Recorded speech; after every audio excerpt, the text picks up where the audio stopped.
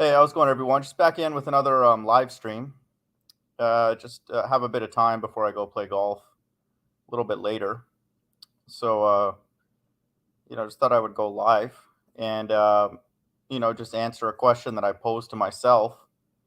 Uh, maybe this will resonate with certain people who are in a, financial situation like myself, where I ask, how am I going to feel if my God doesn't return in this little time left? That's the title of this stream. And, I just made a bunch of points, that I'll cover. I'm pretty much certain that I've said all these at one point or another, but it doesn't hurt to consolidate them, and then again, just basically to pass time at this point. So, um, these are in really no particular order, but the first thing that I know for a fact at this point, certain verses in the Bible I just know are true, and then other ones we're trying to see whether they come true. Okay. And that's not that many, actually. When you think about it, the main one is Christ's second coming. And so, uh, but the one where it talks about the end times being cut short for the elect's sake and how the elect are predestined, and I've done a live stream on that recently, I'm aware of that. Okay, fully. There's no maybe, maybe it's true, maybe it's not, maybe there's some wiggle room and all that. So I understand, and hopefully the people that come by my channel understand that there's a group called the elect, okay? And they're chosen from the foundations of the world.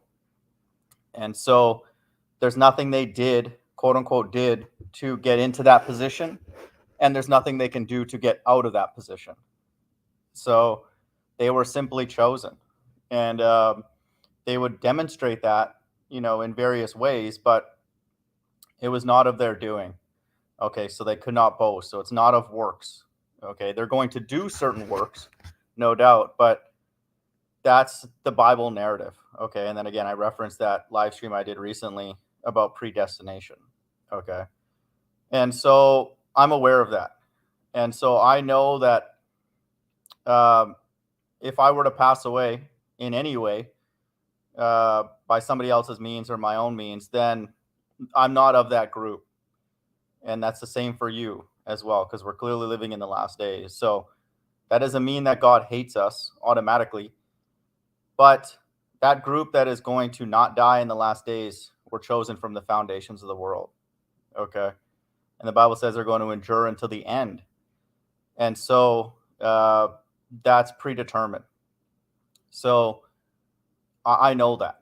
Okay. So there's nothing I can do to, become that group or anything like that. So if something happens to me, then that's proof that I'm not of that group. And then the way I would view it is that I should not have been teaching the Bible in the first place, because only the election have obtained it and the rest were blinded. And so no one who's blinded should be teaching the Bible.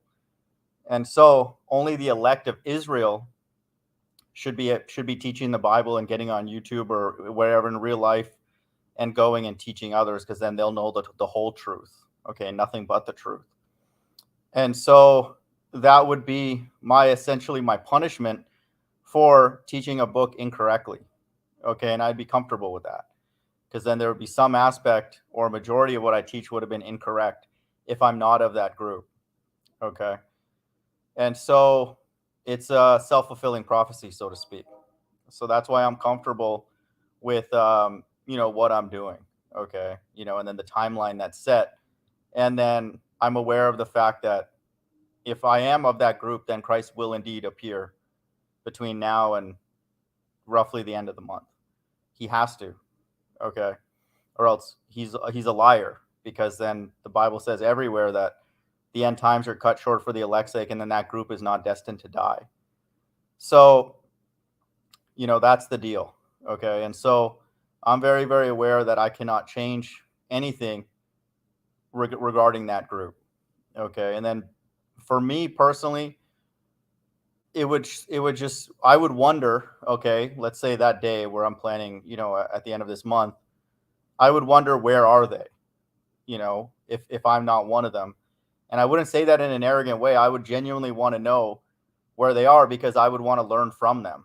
because that's the way my mindset is like, if somebody knows more than me, for example, at the beginning of this journey, the Hebrew Israelites, the quote unquote black Hebrew Israelites, knew more about the Bible than I did. And I would say much more about the Bible, quite a bit more. And so I learned from them. I watched all their videos, and then, studied from all the different groups. And then, then I started learning concepts. Okay. And Russianvids, he knew more about the deception in the media and the numerology. So guess what? I watched all of his videos. And then even Pastor Anderson, believe it or not, there was a time that he knew more about the Bible than me. And so I would watch his videos. And then eventually over time, I would stop watching their videos once I knew as much as they did, or I believe that I surpassed them. So that's what I would wonder in my mind, and not in an arrogant way. I would wonder, where are they then? Okay. Because we would want to learn from them, because the verse that I'm quoting is Romans 11:7 about the election. Okay. And so that would be a genuine question that I would have. Okay. As I would exit, so to speak. Romans 11:7, what then? Israel have not attained that which he seeketh for, but the election have obtained it, and the rest were blinded. So it's a select group of Israelites, okay, that have attained it. And God blinds the other people. And so God gave them the truth. And how did they know that? They were sealed in Revelation 7. And so my genuine question would be, where are they, so we could support them, and learn from them, and then understand when the end will be, because they dictate the end times. Okay, let me get this verse as well. How the end times were cut short for their sake.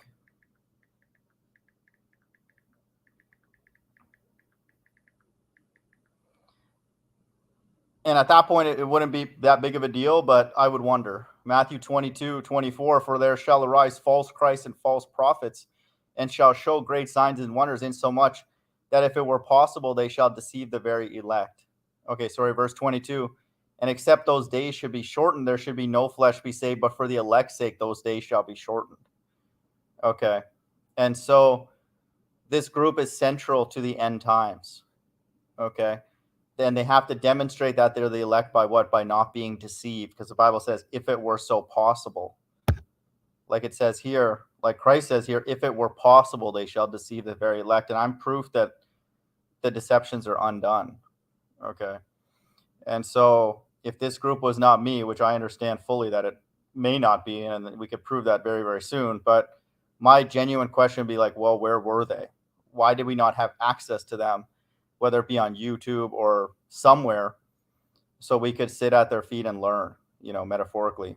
And so that's, I would wonder. Okay, again, it wouldn't be a big deal at that point because it doesn't matter. But I'd be curious to know, where those people are that would have the understanding that I would be missing, for example. So, yeah, son, good to see you. And Catherine S., good to see you. Good morning.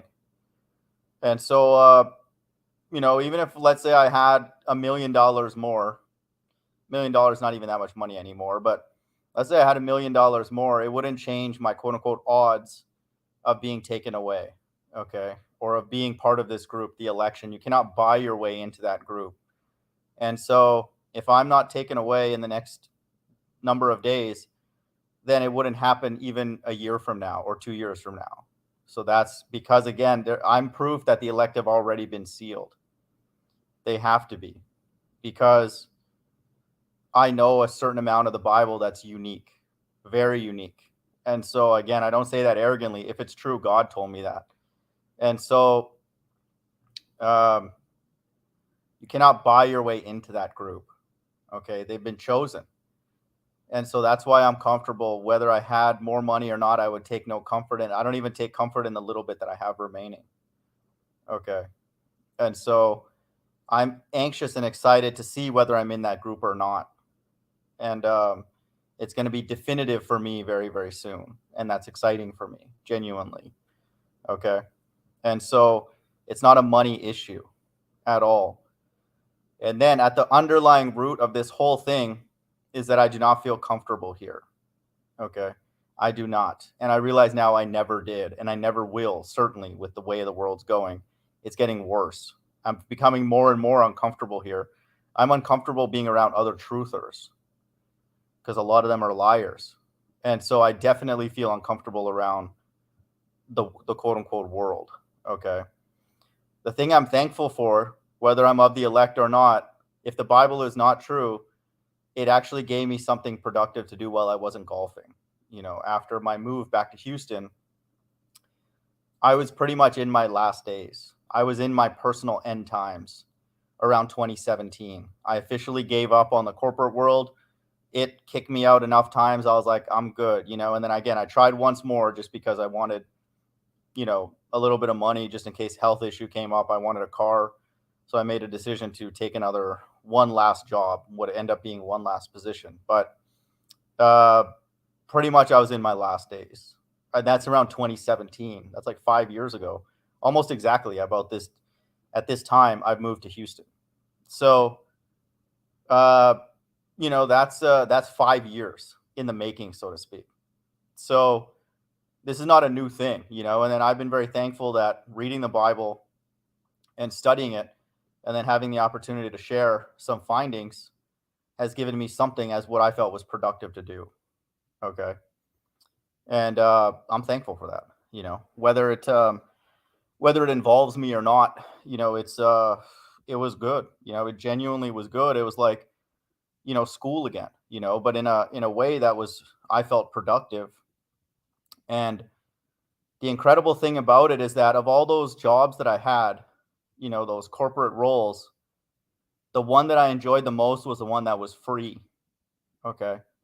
I wasn't getting paid, and I will not accept any form of payment for that. Okay. And I've been staunch about that. Not like that opportunity has arisen, and I'm thankful that it has not, but this was been the most pure pursuit of information and knowledge and wisdom throughout my entire life. And I find it interesting that of all my corporate roles, the most one that was genuine and fun was learning the Bible. Okay. I wasn't pressured to do anything. I wasn't didn't have a deadline. God didn't say do this many videos, this much, this and that. Okay. And so that's a beautiful thing. And I'm incredibly thankful for that, for the book to exist, for that pursuit to take place. Okay. That's an amazing thing. So if the Bible's true, then, hopefully I've contributed to the body of knowledge that will give people hope, of it, and then clarify exactly what claims that it makes for us to look out for them. And so that would be my, miniature contribution. And then, God would be, get credit for that, of course. And if it's not true, then that's fine too. But it gave me something productive to do during my quote unquote retirement, okay, or last days since about 2017. I've been planning my early departure from this earth. Okay. And I don't say early to be disrespectful to people who've passed away even earlier. Okay. There are young kids and all that who don't even enter this world.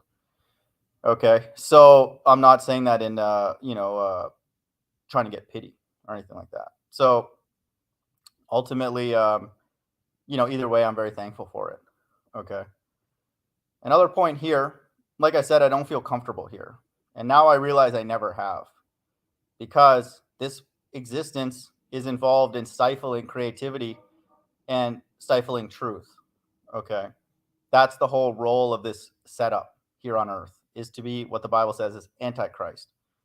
And Christ is the truth. So this earth is against the truth. Okay. And if you're against Christ, you're against the way, the truth, and the life, because Christ says he's the way, the truth, and the life. So you're against the truth, you're against the way. And so you are against life here. Okay. This whole earth is against life, because life would be about creativity and abundance, okay, and fullness. And this earth is against all that. Okay. And I know that now. I didn't know this growing up. I was just ignorant, going to school and trying to get good grades and all that kind of stuff. So that's amazing for me now looking back, that I've realized that, man, like I've been in enemy territory this whole time. Okay. Within my family, um, within my family, within school, and all that kind of stuff. So that's incredible, to have that sort of, you know, uh, vantage point, in a rear view mirror, so to speak. So, and that's not getting any more comfortable, clearly, with what's going on in the world and all that kind of stuff. Again, so that's exciting, honestly, for me, because it allows me to have really no regrets. I'm actually quite surprised, really, that I've made it this far. And again, it's not like I've been through a lot, but it's just incredible to see now that how much all of us, anybody, has persevered, to get here, because this world is against the way, the truth, and the life. So it's against all those things. And so it's the opposite of God. Okay. It's the opposite of life, and it's the opposite of truth. It's all lies. And so, that's amazing. The biggest lie that brought me into this, study of the Bible is the flat stationary earth, and then, how we've been lied to about where we are. Okay. That we're not on a spinning beach ball flying through a vacuum kind of thing. And then, the lie that, hell is a spirit realm, which it's not. It's here, in this physical realm. So those two put together, pretty much explain that that this earth is against God. Okay, it's against Christ. So that's incredible to know that. Just those two truths, much less the other ones. So, and those two truths don't change. Whether the Bible ends up coming true or not, which I'm very certain at this point that it will, and it basically is. But those aren't going to change. That the earth doesn't change its shape all of a sudden. It's very clear that we're not spinning, and that this earth is hell. In fact, if the Bible is not true, this earth becomes more of a hell, because then all the religious people like myself, we have a false hope, and then we're part of the evil. So it becomes more of a hell if the Bible is not true. And if it is true, then it's literally hell, and it's going to be expressed, very soon, with fire. So it's hell either way. What I also didn't like was being dependent on others for my way of life. Now, again, looking back, I'm thankful, I guess, in the sense that I made it, just to have these lessons learned. But I don't like being dependent on others for my way of life. And then so it can be dangerous or boring. And for me, it's been mostly boring. For other people, it's been dangerous. So, I don't like that situation. And that's, again, what the Bible says. It's prophecy, that is part of the curses. It's part of the end times narrative and all that. So I'm not saying like, woe is me. It's everybody that's going through this. But, this is just me thinking out loud. I think other people are realizing this and have known this for a long time. But we're not supposed to or want to be dependent on evil people. Okay. We're only supposed to be dependent on Christ. Okay. Who's the way, the truth, and the life. And so he's the only one that should be our focus for healing, for education, okay, for guidance, and that type of thing.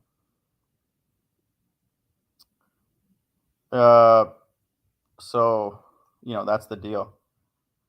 HPs. I'll read those verses in a second. Good to see you, though, HP. Rufus Save Hubbins. Hey, bro, what are you going to do if 1 month passes? I'll let you fill in the blanks. Hopefully you're smart enough to figure that out. 2 Liter, what's up, man? Yeah, son, I'll read that verse in a sec.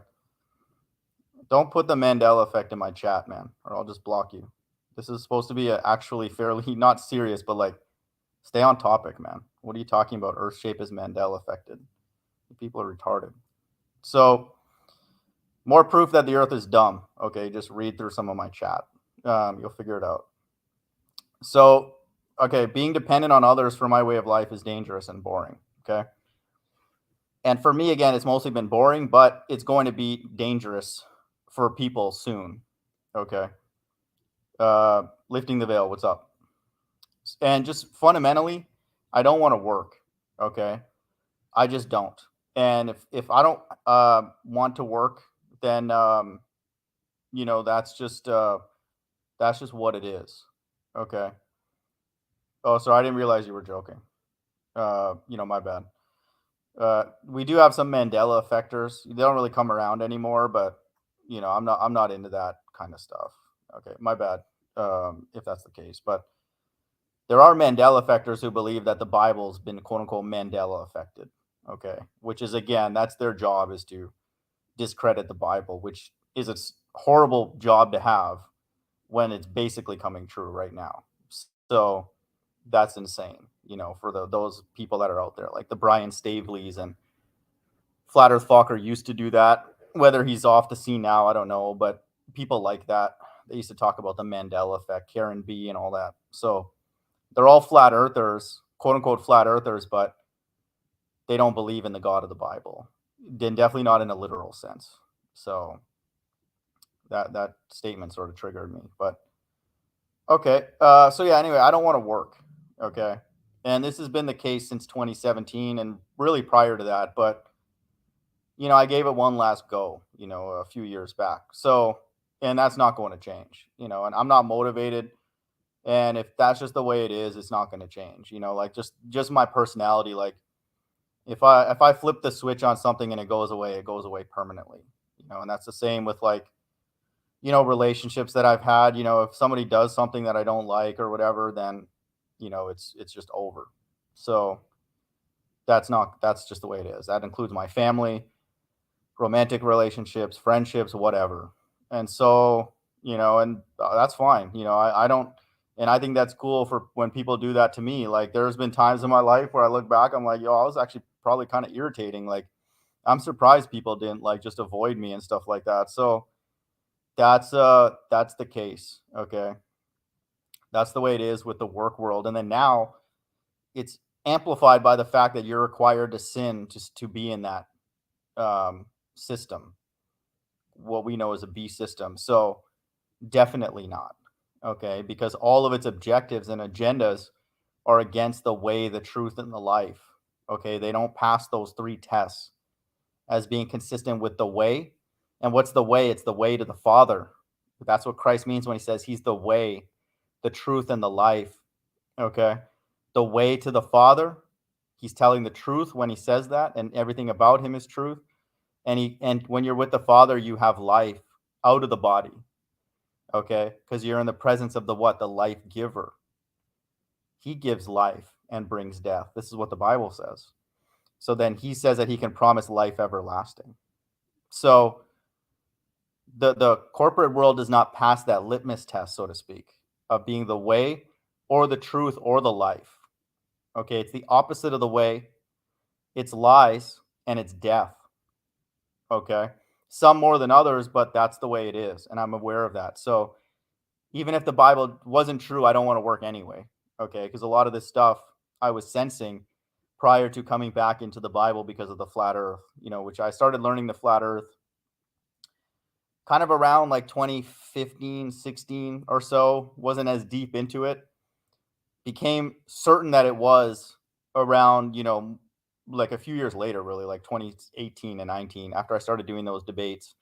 So this was even prior to me moving back to Houston, where I was like, you know, this place is dumb, you know, and I don't want to work. It's just, I don't get excited about it. So if I'm not excited about something or into it, then, you know, it's over.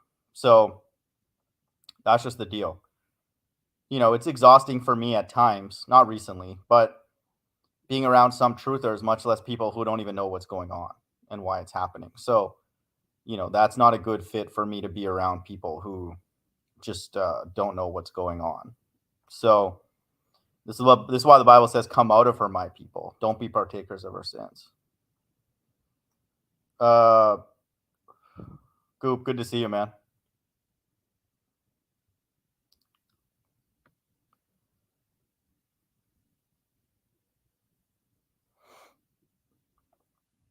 Yeah, exactly. Like we're not the bad guys here. You know, that's a great statement that he makes. In the Bible, it says if you work, you have to get paid the same day. But if you don't want to slave for this modern satanic clown system, you're the bad guy. Okay. Yeah, that's a great point, and that's fine. I'm okay with being the quote unquote bad guy. Yeah, yeah, Flat Earth Autopilot. If he did, sorry, I wasn't trying to be rude to him or his family. If Fokker did pass away, I enjoyed, chatting with Mac. He allowed me on his live streams, and not everybody does. Mandela effect people usually. Sorry, 1 second.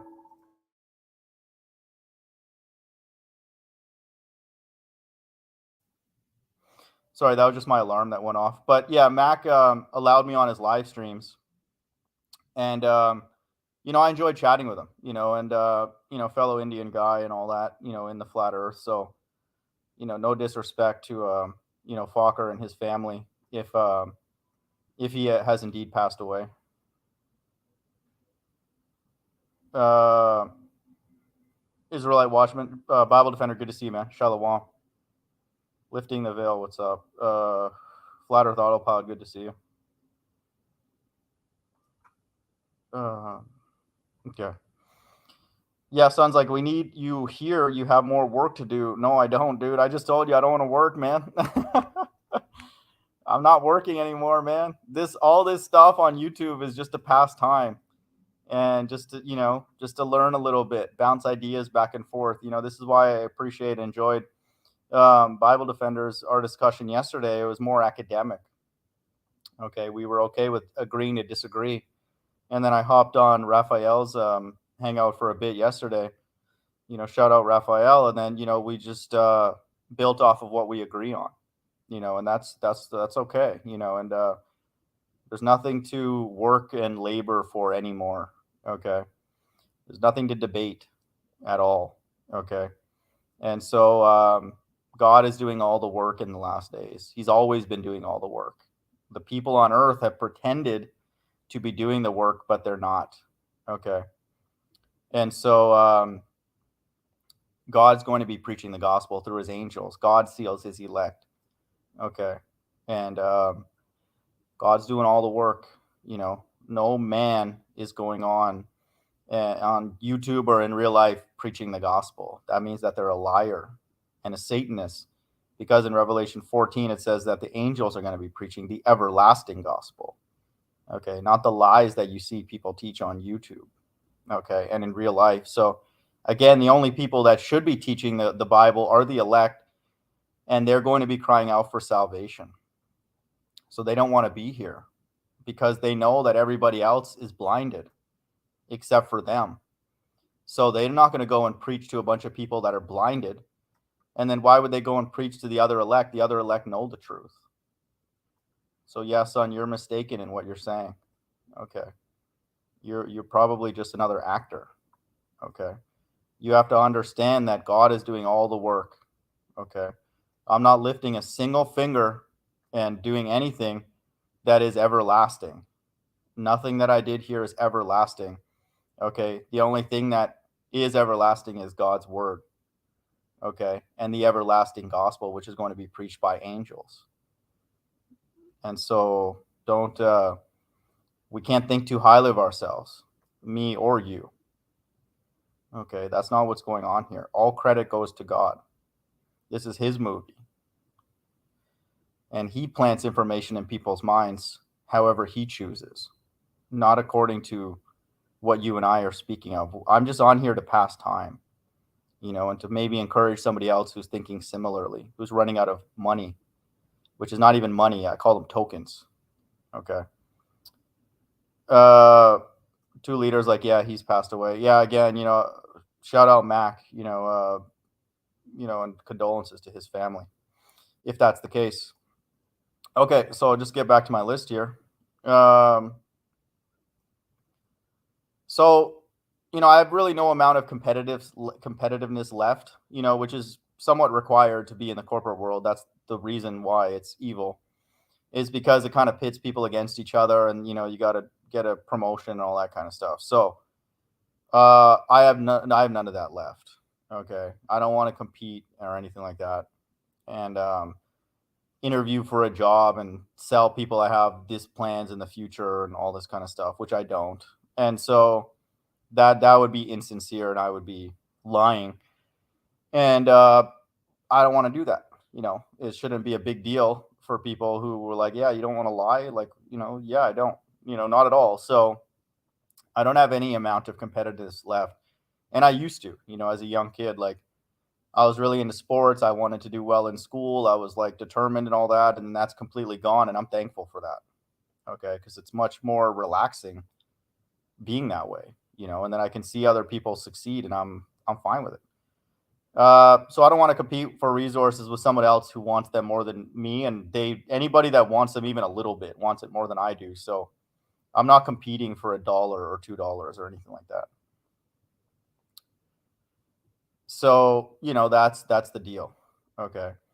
And I would say this is amazing time. It's the first time in my life, really, I can be fully and genuinely happy for people. Like in undergrad, for example, like my roommate, who I initially thought I was quote unquote smarter than him, just within the first few days, I was like, oh, okay, I have a higher GPA than you in high school, so I'm going to be smarter than you. And then he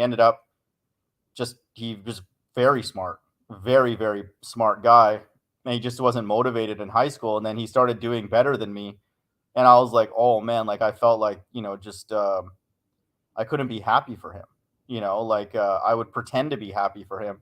But I was like, oh man, like I thought I was supposed to be smarter than you. And then he ends up, doing extremely well. And then, like getting higher than me, consistently. And so if I had the mindset that I had now, I feel like I would actually genuinely be happy for him. First and foremost, I wouldn't be in school, if I knew what I knew now. So it's not really possible to, you know, um, insert that information into my mind because I wouldn't even go to college. But I wouldn't be alive probably. But I can be genuinely happy for people now because I don't have an ounce of competitiveness. Even for a moment, I felt that way this past weekend golfing with a guy, but I was happy for him. I just wasn't happy with the way that I was playing. And again, I wasn't really playing that bad, so I was pretty like in a cheerful mood anyway. But it kind of popped up for like a few minutes, I would say. But in general, like it's a beautiful place, that I'm in. That if somebody's doing well and all that, like I'm not mad or anything, like or like, oh, why are you happy and all that. So it's great, because I'm not competing with anybody, including people who are teaching the Bible. I'm not competing with you because everything that I've seen people teach is completely ridiculous. Like it's not even slightly ridiculous, it's completely ridiculous when it comes to the Bible specifically. So there's no competition there either, And again, I say that humbly, but the people teaching the Bible on YouTube and in real life are just completely out of their mind. They're totally mental. And it's very clear, that they don't understand what it's saying. And then they're going to produce teachings that are completely stupid. So that's exciting for me, that competitiveness switch has been turned off and it's turned off permanently. So, this journey since about, let's say 2017, when I started posting on YouTube, gave me something to do, besides golfing, when the weather wasn't nice or, whatever. I've even heard of people who retire and then they're bored and then they go back working because they're just bored. They can't play golf every day because they're kind of older. And so, they don't know what to do with themselves. So they literally go back and become a slave. So I wasn't going to do that, obviously. And so I got to read the Bible, and then study it. And so I'm thankful for that, because without it, I don't know, I just would have been bored, and then a corollary for that, a byproduct of that is that it gave myself a valid hope, that all of this enslavement that I see is not just random, you know, or just bad luck, which is what I thought it was for a while. So that was great, and then it gave me a valid hope. Again, if it doesn't work out that way, I'm fine with it, because again, some hope is better than none at all. That's the way I view it. It's that type of thing. So for me, this year, like up until now, is kind of a bonus anyway, because if I was stronger to my integrity, I would not have been here to this point, because after I sold my car, I was required to wear a mask in the light rail and then Uber and Lyft because I didn't have my own transportation. So I either could have stayed in my apartment or just not use those things and just I don't know, did something else, I guess. Or I, exit stage left, so to speak. So I feel like I've already compromised my ethics just to be here even today. So, to be able to see to the end of the month, that's good. I'm good with that.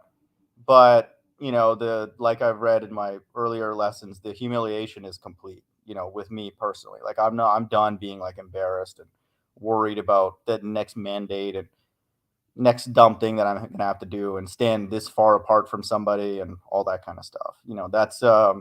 That's plenty, for me personally. And then if it carries on much longer beyond that, I would wonder, why are the elect like that? Okay. Like, why are they playing along with that when they're supposed to be the closest to God? Okay. Why hasn't one of them, maybe not all of them, but why hasn't one of them just been like, no, I'm not doing this? I'm out. So I would start questioning the Bible again. I'm not going to be here to question the Bible, but if it were to go on much longer, let's say beyond this year and definitely beyond next year, I think it's safe to say that the Bible is not true at that point. So we'll see. Um, Again, through this journey, after the flat Earth and all that, then you start realizing, oh shoot, there's a lot of ball earthers, and so they were my enemies. And then now with this narrative, you start seeing we have even more enemies. And so whether I knew what was happening or not, over that course of 5 or 6 years, billions of people have become my enemies because they're telling us that the Earth spins, and I know now that it doesn't. So that's a lot of enemies, and so that's something that I can't take back because again, the Earth doesn't move, and it's obvious, and then there's obvious that lots of people want it to move, so to speak. So that's not anything I'm going to like just be like, yeah, no worries. Yeah, we can just agree to disagree and all. No, it's like one of us are right, okay? And then the other one that's wrong, they got to go, okay? Or we got to go, which is salvation. So I've made a lot of enemies, and you cannot undo that, okay? You cannot unsee the flat stationary Earth. I mean, I'm in a high rise in Houston. This building does not move, and it's just obvious that it doesn't move. So I can't unsee that, and I wouldn't want to anyway. So anybody that doesn't believe that, I would say I know that at this point. I hate you. You're my enemy. Whether the Bible said it or not, it doesn't matter, okay? Because we can't agree and just live happily on something that's like obviously false. So I'm not the type of person that's like, yeah, whatever, no big deal. Because I know that if you don't agree with that, then if we were to go to walk another step, you're going to go make up another lie and then another lie or another lie. And that's clearly what we see right now, with this narrative. So, that's what the Bible requires, okay, is that you have a lot of enemies. In fact, you have billions of them. So if I have billions of enemies, I can barely handle the quote unquote enemies in the corporate world. Those are like a boss and colleagues, like a handful of people. How am I supposed to handle billions of enemies? So we can't. Okay. That's why we ask God to take us away. And we hope that he does. We'll see. But, sorry, I reiterated this point already, or I've said this point already, but I'll reiterate it. It was genuinely fun and interesting learning the Bible. It really was. Okay. I did not realize there was that much structure and consistency in the book itself, the way it's constructed. And then, of course, the righteousness of the people that said those words and then recorded them.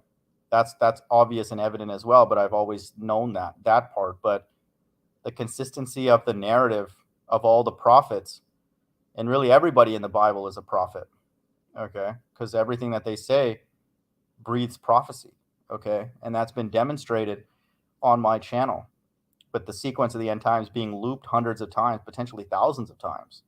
I didn't catch them all, of course. So that was really cool, And then the nice thing about it is that this world didn't value it. In fact, a lot of the truthers made fun of it.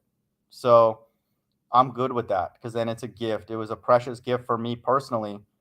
And so, and no university or educational system or whatever would give me a degree for that. Okay.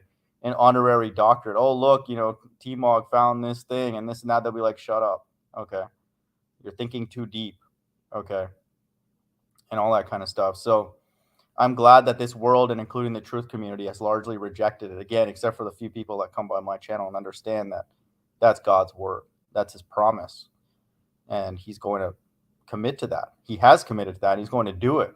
Okay. And we're anxious to see him do it. So I'm not talking about those people, but largely the rest of the people, ridiculed it, which again just shows that the enemies are not just the non-truthers, it's a lot of the truthers as well. So I've made literally billions of enemies over the last 5 years. Okay. And I don't have any energy or power to do anything about that. Okay. All I have is the very little amount of energy and time to ask to be taken away in the sight of my enemies. Okay. To be removed. Okay. And so, let me try and find a verse for that.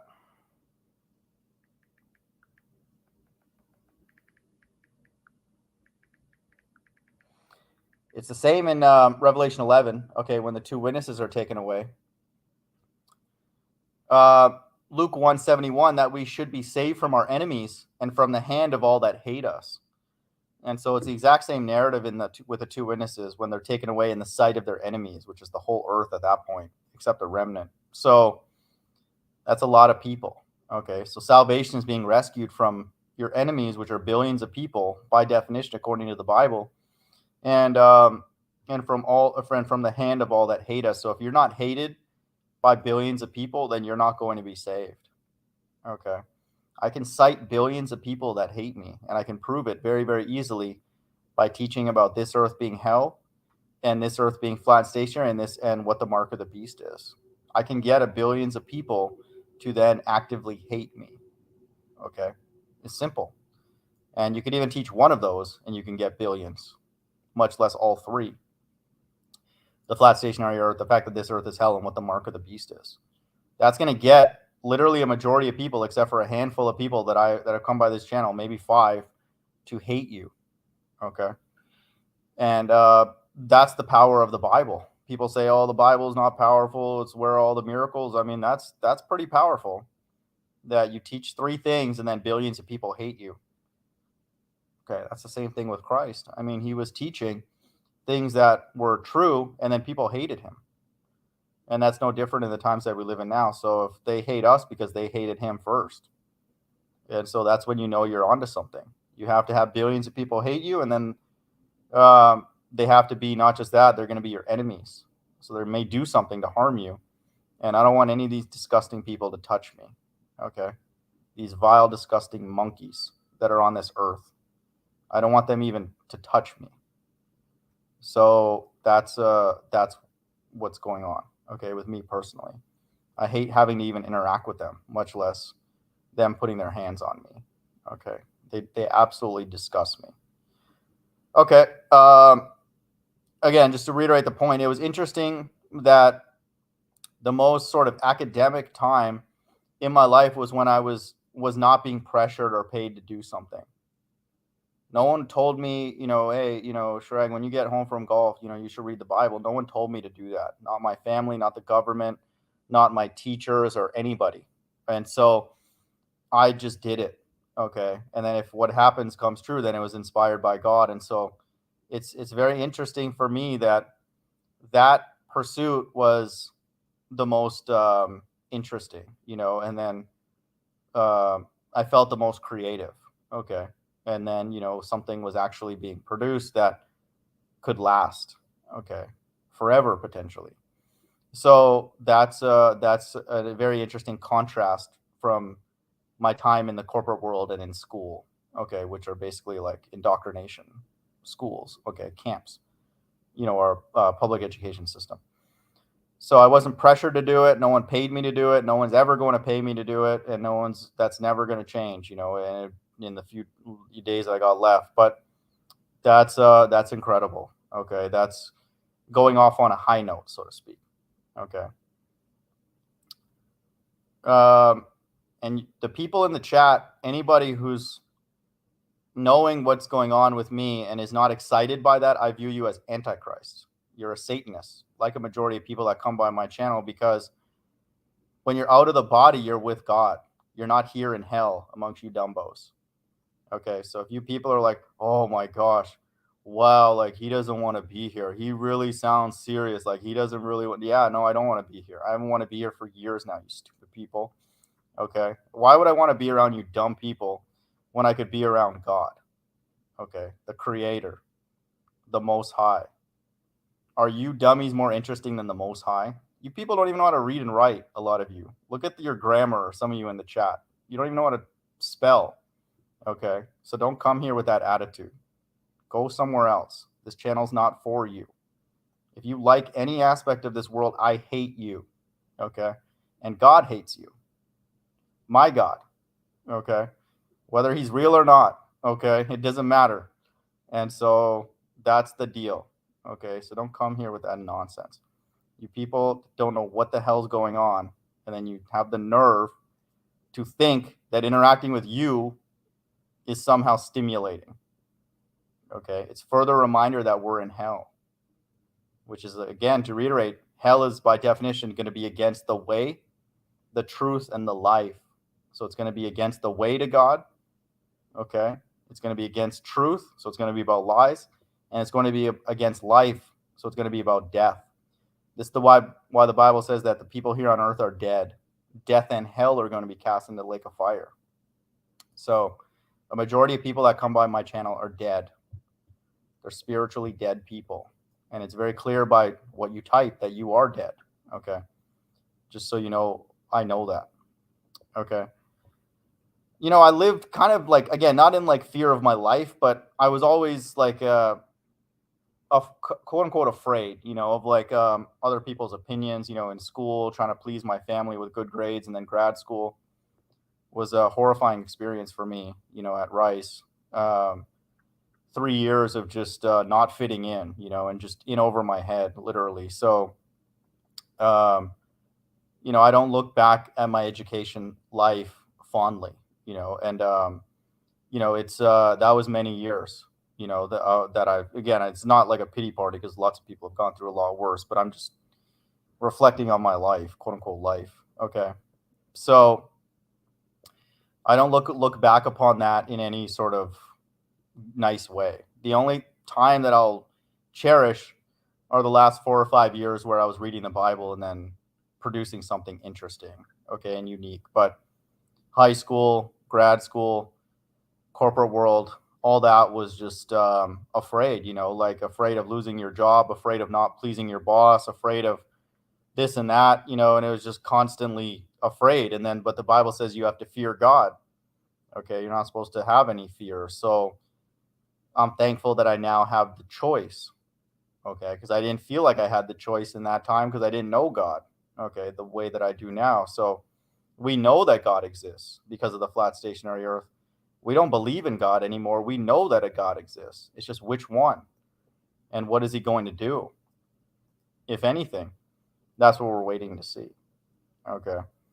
So that was a very dark time for me, you know, and again, it's not as bad as what a lot of people have gone through. This is just sort of me being in the wrong place for me, but you know, I just have not felt safe here or comfortable or stimulated intellectually.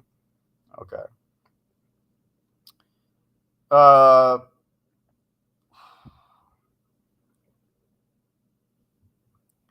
so you know, again, I just feel like you know, the sense of pressure or fear. I didn't feel that when I was reading the Bible. Okay, no one was breathing down my neck and all that, and then you know, that's the deal.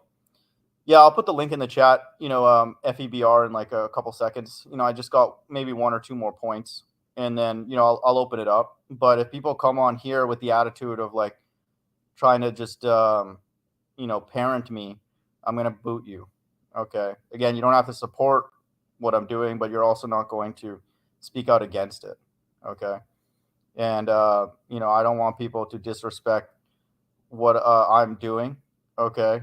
and when I'm planning, because it's not something I've come up with recently. It's not a stupid idea, and I won't disrespect you. I'll be more friendly, with what you're going through. Anybody, not just young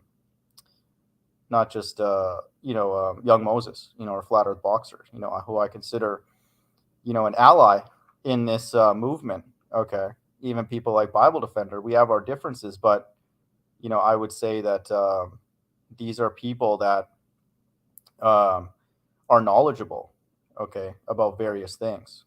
So that's what I would recommend if you want, to last on this panel for more than a few seconds. But anyway, just back to these last couple points. Just the consistency of the Bible, just from a structural perspective, to be able to quote unquote feast my eyes on that is amazing, and so not just the sequence and the numerology, but just the structure of Revelation, being in that 22 chapters. 22 represents the earth, how it has, 6 chapters of judgments and then one to rest, repeating the cycle, the sequence. And then, 6 days, 6 more chapters, and then that structure, 666, 777. It's amazing, and then to me, it's just, there's no way that was constructed by human hands. So another verse from Ecclesiasticus: it's better to die than to beg. And so I'm not begging, quote unquote, begging anybody for anything. Okay. Because my biggest issue is that this earth is boring. So who am I going to go and beg? Okay. I can't go and beg somebody to make something for me that's stimulating. No one has the ability to do that. I've asked, okay, and tried. And so this is with the Creator now. Okay. And so that's a form of begging. It's not just financially. Okay. If you go and beg somebody for something that only God can provide, then God's like, you're stupid. So I believe that perfectly. Okay. Like it says in Ecclesiasticus that, I'll read that verse, just to end off my little spiel here. So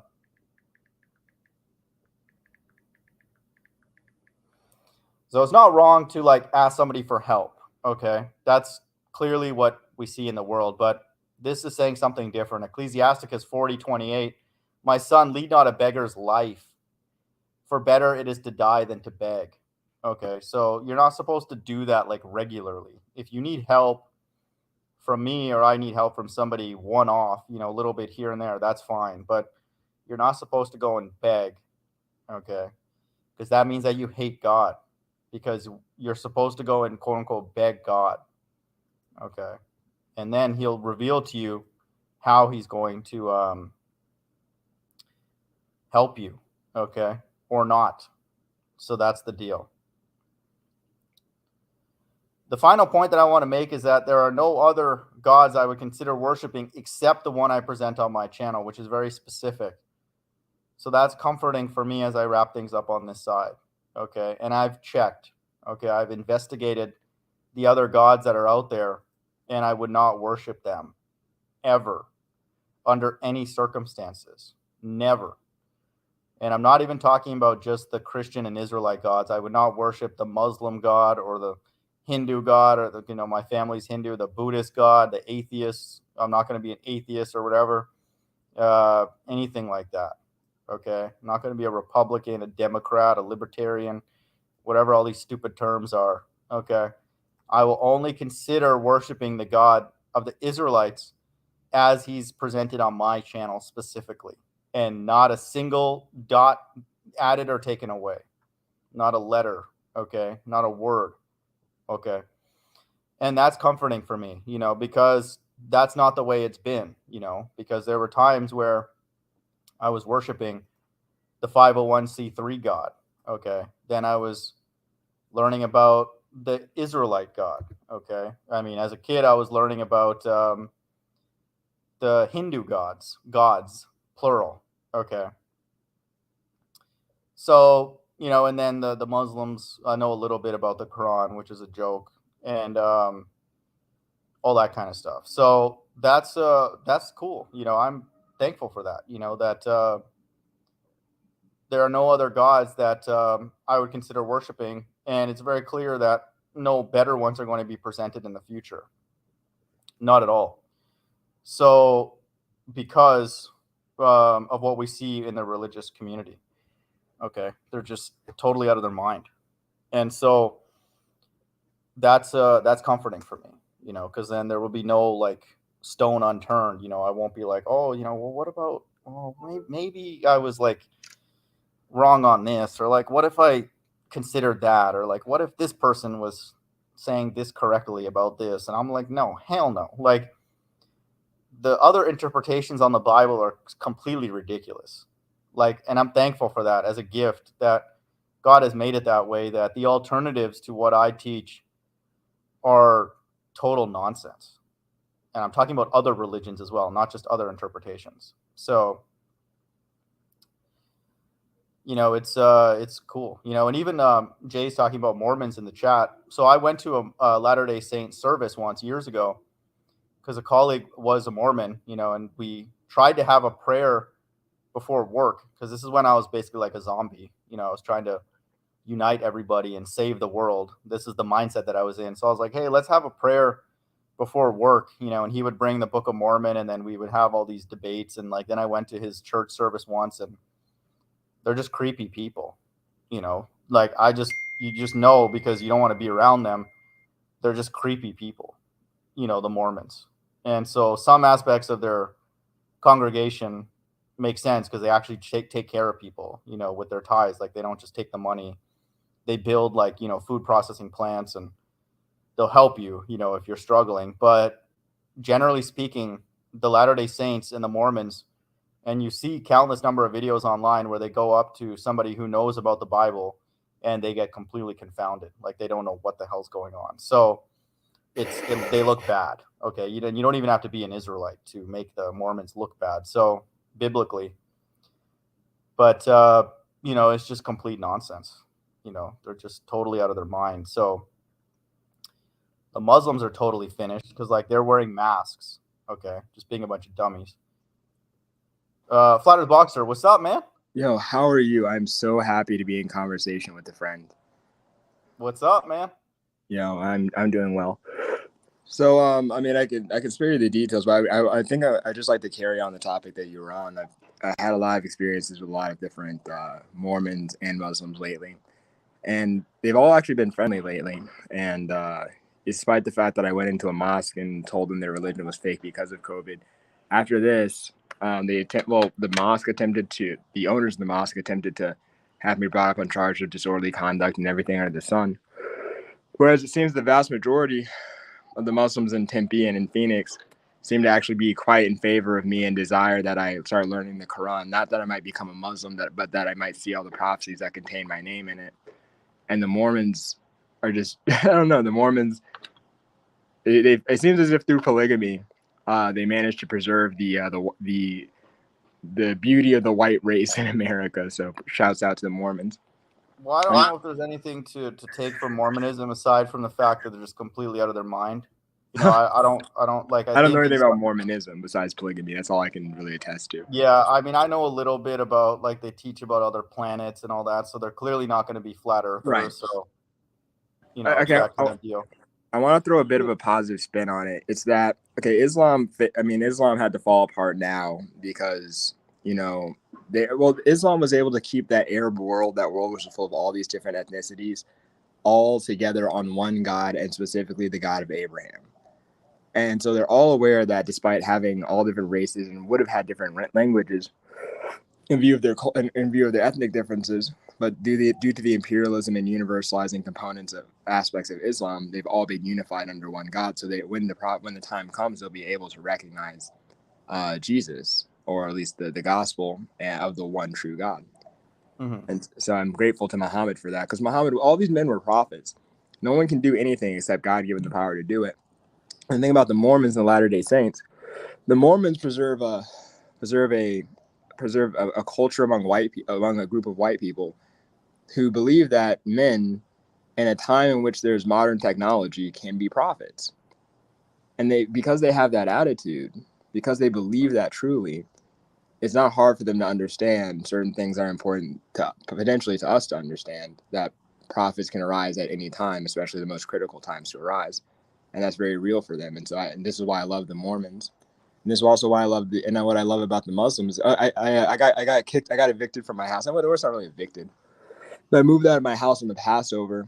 But wait, dude, can you turn the video off just so we don't give sorry. people the wrong idea about what's going on? But here's the thing about the Mormons, and I don't know why my StreamYard, all of a sudden, my guests, I can't hear them very well. I don't know what the hell's happened. Like, I'll put on it's just very headphones. faint. I don't know if again, when I listened to the rendered back, it actually sounded okay, but in my stupid computer that I have here, like the sound from my guests are not loud. So forgive me if I ask you to repeat something, but It's okay. I'm happy to. yeah. It's So peace with me, man. I just want you to know it's peace with me, and I want you to be happy, because I'm having a hard time myself, right. and I want, because you've been a person and you've created content and put out content that has been very emboldening to me, and I think in a lot of respects I wouldn't be in the place that I'm at if not for you, and That's cool, man. if not in all respects, Yeah, that's because cool. I think that this community, as much as we have differences, has brought, certain light, so to speak. Obviously God is doing all this to the truth of the Bible, and I think it's made it very clear that it's the prime candidate, for sure. And who would have thought? And a lot of us, who would have thought that we would be learning things from the so-called Negroes? Again, like, who would have thought that? Well, we've times that I've been in America, I've had other people tell me they look at the state of the Negroes in America and they're like, it's bad. And then who would have thought, me as a Christian, that I would be learning, from them. And it's an amazing thing, And so one thing I want to say about that with the Mormons, okay, this is why they're a bunch of demons, is they did not allow dark-skinned people to be elders in their church. And then when people refused to go to the Olympics in Salt Lake because of their teaching, then they like got special revelation. Oh, okay, no, then they stopped doing that for political reasons. But the core of Mormonism is Antichrist, because they would not worship a dark-skinned God, okay, which is what I would and I only will. So they're clearly off on many, many things. So yeah. I do agree with your assessments of their doctrine in that of the Mormon doctrine in that respect. That said, because I'm interacting with a lot of people now, especially on account of certain changes that are happening in my life. I think a lot of people are coming to recognize, or at least come to have certain faith in the things I'm saying, and are recognizing the person on that account, and on a governmental and economic and whatever, and also on a religious level. And it's in the same way that I have to deal with people saying, "Oh, you're Black Hebrew Israelite, you think thus, thus, and thus." I mean, it's like, well, a lot of us do, and maybe even a majority of us do. That said, that's not what I think, and that's not what the Mormons that I'm dealing with think. I think a lot of these people of these religions are excited to move on to a new thing, and I so I have agree. to forgive these people for their I doctrine. agree. And I would say it's the same with GMS. I don't have major issues with the individuals in GMS, because some of Right, them I do believe are sincere, but I can't identify them because I don't know them. But I do have an issue with their leadership. Okay. right. Tahar, Aramlab, Gabar, and all those people. And it's the same with the Mormons. Like, a majority of people, we're not wired to be racist, because we need to be programmed to think that way. Because we're not like judging people based on their skin. It's arbitrary for a child to view that as something to be afraid of or to be comforted by. So that has to be programmed into a person. And that's how does that happen at the top? Yeah, I Okay, think of these Mormon girls love religions. me, and every Mormon I've spoken to recently, they all love me. And the Hindus, and I'm speaking to a lot of people from Mumbai. A lot of people from Mumbai have moved out to Arizona, and they love. I'm loving all these people, and I think all these people ultimately are. I think they're looking for Jesus in all of their religions. Dude, how can you not enjoy listening to Flat Earth Boxer just call people stupid for an hour at Arizona State University, man? I enjoy that personally. And I So do that. It's fun, but I think they become convinced that they're stupid, and also that I'm stupid, and we can all be stupid together and worship Jesus. you know what, I described you as somebody like, if I'm not saying this to be rude, like if you were in the class, you're the kind of person that I sense will finish the test early and everybody will look at you like, how'd you figure that out, kind of thing. And I was the guy who, like, grinded, sweating, like, oh man, I studied for this for hours and like struggling. And again, I don't think that we should use our intelligence, whatever amount that we have, arrogantly, but I do sense with people like Flat Earth Boxer, young Moses here, we're not intellectually stimulated. So what we do is we go, and at times we can take that out on other people, and that's not what I should do either. Okay. But the world is filled with people who are stupid. We know that now. We can prove it, not even with the Bible. Okay, just with science. So This is the stupidity. I'm loving. It's the stupid people I'm starting to love, because the stupid people are becoming convinced, because all the other options for like what's true are seem to be falling away by the wayside for everybody. For you a lot earlier, for the Patel. And by the way, the Patel family or whatever clan, because there's a lot of y'all niggas. There's a guy in my high school class. I want to make this quick diversion, named Rakesh Patel. I'm sure there's 1,000 of him. But he ended up working for Google. He was literally bones and brain. There's nothing else. Bones, brain, eyes, and some very large teeth and a wiry mustache. And the dude was a genius, absolute genius. And I loved that nigga. And he was the only person in my life, the way that you described me, he's the only person that I knew that did everything effortlessly, was very good at, was a brilliant artist, brilliant technician, brilliant mathematician, poet, all of it. And just no one respected that kid because, well, they respect the kid because he was so smart. He had no fit. He as if he was literally a brain and eyes, and he was badass. I love the Patels. Yeah, I mean, some of our people are a bunch of damn fruitcakes, worshiping, elephants and. Yo, I'm a fruitcake who worships an elephant. Yeah. Jesus Raphael, what's up, man? Good to see you. We got young Moses here, CP, and Raphael. What's up, dude? What's up? Yo. Shalom. Yo, is a Ronin. Hey, what's up, man? Yo, Raphael and I did a miracle yesterday. We had a hangout without yelling at each other, dude. So the glory of God was there, man. Shalom. As long as we let the scriptures roll out and let them scriptures fly. As a matter of fact, nice thing about it, you just got to read them now, and then you just can point to something that shows that it's being fulfilled. It's not really that hard anymore. It's amazing. I mean, his ways are plain unto the holy, unto the righteous. It's plain. Yeah. As a matter of fact, I was, have you guys been on that Berean TV, that debate channel? No. Man, you guys need to check that out. Cut them Christians to shreds. Right now, everybody is worried about the Israelites. Like, that's the topic of discussion of everything. And I'm like, shouldn't you Christians be going into prophecy? Shouldn't you guys be getting the church ready for things that are about to take place on this earth? But the number one thing that you are fearful of, screw World War III, the number one thing you care about is the Israelites and their doctrine. Right. Bro, I went on their show, bro. I've been I've been challenging them. I've been having to make so many different avatars. Should I go literally in? Bro, you need to. Charag, you need to. If you can do it live right now, bro, that'd be lit. If you could do it live right now, that'd be lit. These guys are talking about regeneration, and they're saying that we're going off on regeneration. Brother brought out a precept clearly saying that Elijah was John the Baptist, and these guys are stumbling. They're stumbling over that. Then I asked them to break out Revelations 1 and 7. This dude, he's such a, I gotta say what it is, Berean, you're acting like a female dog. I'm sorry. If he ever catches this live, there it is. The brother said it. So I didn't even get to bring out a point. I didn't get to say nothing. All I said was Revelations 1 and 7. Can you break that down, please? He ran. He's like, wait, hold on. We're not here to break down anything. He said, what is your new doctrine? He said, and what are you coming with? He never wants to answer any questions. Anytime you bring out scriptures, he runs like a B word. You feel me? Can we have peace here?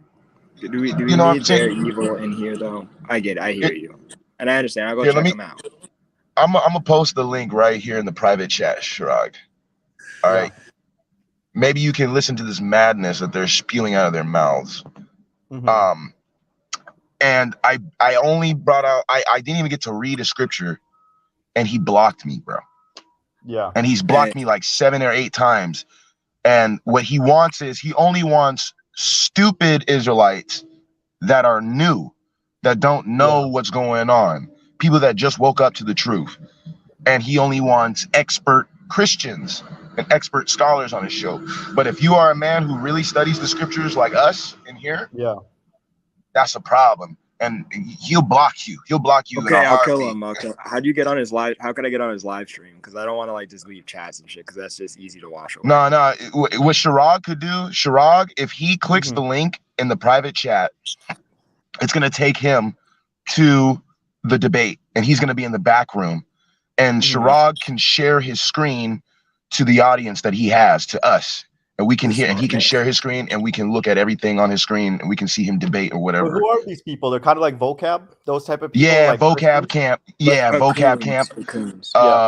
But on the, I sent you the StreamYard. Let me send you the YouTube channel. You can check it out real quick before you go there. I can't do it today just because I'm golfing in about an hour. But you know, Damn, you golfing, man. What's that? Okay, it's not gonna happen today, but I want to kill this guy. So thank you very much. Don't say that on my channel, but you know. I mean, no, sorry, not kill the guy, but I mean spiritually. You want to spiritually, like ETT would say, you want to give him a spiritual scale. The CIA, the FBI, the ATF, all these niggas are so far into my skull at this point. They're showing up at places where they know that I'm going to end up.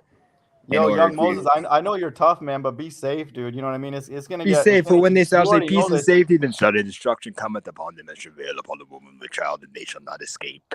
I'm not gonna lie, man. You're sort of just not caring about the repercussions. Is nah, bro. I'm ready to die in 2024. I'm dead in 2024. April 8th, 3.5 days. I'm back up. Yeah, I mean, just for people out there, I want people to know, like, you know, certain people are built a certain way. Don't assume that you have to go and do even what I'm doing, of course. Yeah, don't do this unless you want to. Yeah, if you want, you fucking do it. You got to be built a certain way, okay? And yeah, I'm not saying that. I'm not even saying that what we're doing is the right way, because ultimately that will be decided by God. But you know, it's getting crazy. You know, we all know that, man. This world is getting wild. Like even what Raphael is saying, these people, they're very coordinated in their resistance. And I'll say that lightly, loosely, politely against the truth. And so when you bring truth out, they're going to get angry, very angry. So yeah, they're just running away from me. Locally, everyone in Arizona knows who I am. There's people flying out here in Arizona and kind of the prophecies and shit. And these people, like, I'm the most protected man in Arizona. The cartels fear me everywhere I go. Everyone is aware there's basically a gang war between the police and the human merchants, and the police versus the human merchants and these weird ass niggas. And it's over. Like Arizona is about to secede. Arizona and Texas seem to be collaborating on a form of secession and evacuation of the coast. Mm-hmm. It's getting pretty intense out here, and no, America's toast, man. It's totally finished, man. Nobody wants this queendom to continue because there's just a bunch of dummies. Okay. When you said, I'm sorry. When he said human traffickers, slave traffickers. Human traffickers. Okay. Yeah, you guys should come to Arizona. This is where it is. There's no pandemic here. Just to bring out the precepts, I want people to understand Mystery Babylon is going to be involved in trafficking slaves and souls of men. Okay. And the great men were kings were the merchants. Our great men were the merchants of the earth or something like that. Right. Merchants are supposed to be a lower class. They're not supposed to be ruling over us. They're just people who move the stuff 100%. Around. We give them some change, and then they give us the stuff. Here's what I want. Here's what Raphael's getting at too, with those people getting irritated, and IDL and these other dummies that come by our channel who are Ashkenazi Jews. They get mad because we claim that we're the elite, and we don't claim that we're the elite and don't back it up. We're the elite because we know the scriptures, and so that means that we're the elite. And guess what the elite are? They're chosen. And guess what the chosen do? They're choosy. They're choosy about the air that they breathe, the food that they eat, the things that they want to hear, and they want their kids to hear. So they get mad because now we're being choosy. Oh, wait, you don't want us to be part of the system? No, we don't. Not at all. Okay, we want a kingdom and righteousness to dwell. And then that's the way we want it. We want God's laws uplifted. Amen. Everywhere. What's that? I said, amen. Keep going. Right. Right, and that's Spit. offensive to people, and it's offensive to even the Christians. Yeah, if you're a Christian, why wouldn't you want God's laws to be uplifted? Well, why Spit. do you want lawlessness if you're a Christian? Okay, Spit. so that's why we know that these people get all in their feelings when we start teaching the Bible. Okay, and then we know that they're Satanists. So, and I don't care personally. They can go die for all I care. Okay, because they can die in their sins. Actually, in fact, so we want like structure and an orderly society, and most importantly, we want people to have life. Okay, something productive to do, not to go and tell lies and just be a damn slave. New World Order. Right. I want a New World Order. Exactly. That's well said. Let me read that. Let me read this New World Order in Revelation 11. Okay. Amen. What Flat Earth Boxer is getting at is correct. Everything that God's left-hand side does is what God's right-hand side is planning to do. They just do it in their stupid way with technology or some stupid thing. Revelation 11, listen to this. 11:18, and the nations were angry, and thy wrath is come. Okay. But listen to this. This is what the world is afraid of. Okay. Revelation 11:15, and the seventh angel sounded, and there were great voices in heaven saying, listen to this, the kingdoms of the world are become the kingdoms of our Lord and of his Christ, and he shall reign forever and ever. That's why they're angry in verse 18. Why would anybody be angry to not want Christ as the king in Revelation 1:7, which we were quoting earlier? Well, there's a reason why, Shrug. This is the reason why. This is the reason why they don't want Yahushua to come. Right. Obadiah. Let's go to Obadiah. Exactly. But 1 and 9. Okay, I'll finish this Obadiah verse and 1 then and 9. I'll read that precept. I'll finish this verse and I'll read that. Revelation 11:18, and the nations were angry, and thy wrath is come in the time of the dead, that they should be judged, and thou should give us reward unto the servants, the prophets, and to the saints, and to them that fear thy name, small and great, and should destroy them which destroy the earth. They don't want that. What was the other one in Obadiah?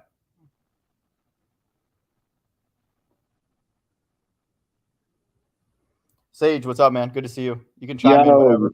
What's up, man? No, I didn't want to interrupt you guys. I just dropped by to say what's up before I go to work. Heavy Metal ruined my life. Good to see you, man. Anybody in the chat I didn't say what up to. Yeah, I'm glad there's good vibes in this chat now. Like, it's even if ETT came on, I'm happy to like say, hey, man, I like you. He's saying cool shit lately. I didn't understand exactly what he was getting at when he was standing outside talking, but it seemed cool. I feel like as much as I talk to ETT more, you and I have more in common. So, just in terms of the mark and kind of our general. I'm getting more respect.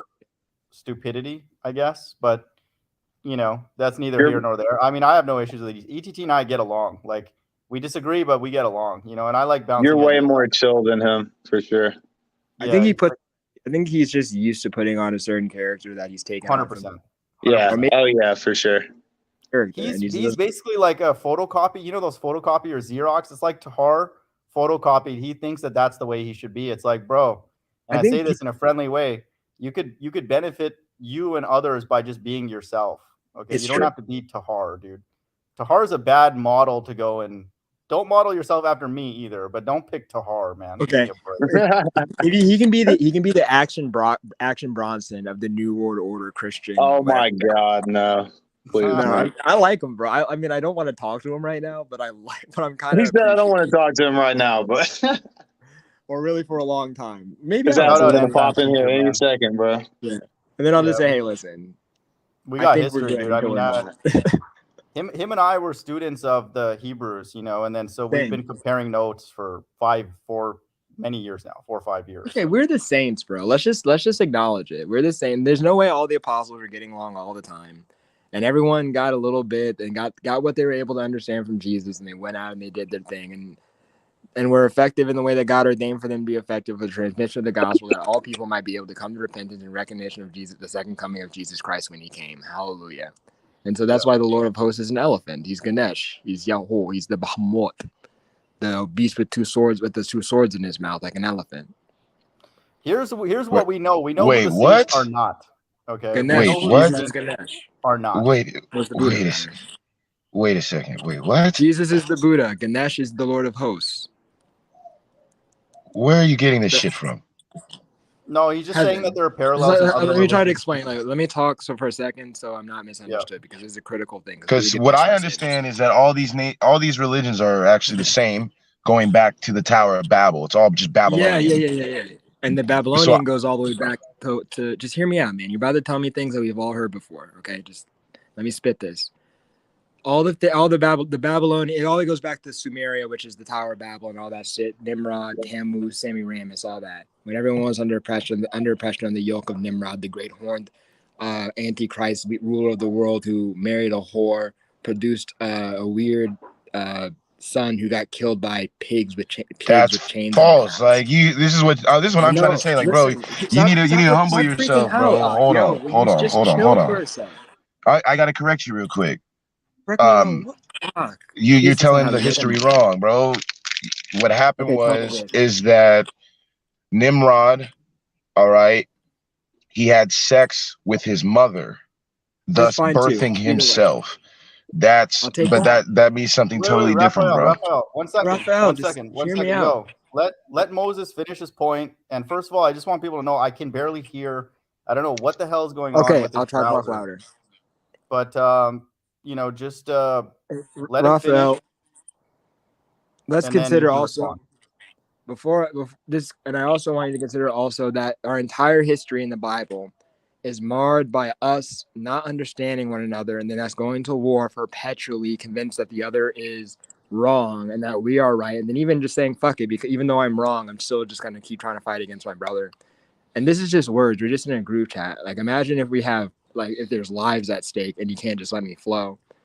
We got to be able to express one another. We got to express ourselves, or else it's just going to be constant, and just give me a little bit of charity too, because we're talking about mythology here. Well, not mythology, we're talking about legend, or because it's not. Oh wait, Moses, one second. Before you say just say the general point, because sometimes we don't know what the point is. Say the point first, the broad point, and then go into details. Go ahead. Okay, the broad point is that the exact details of Nimrod's life, or whether or not his mother was a prostitute, maybe his mother was a prostitute, whatever the case may be, I concede that I'm considering that is also very likely true.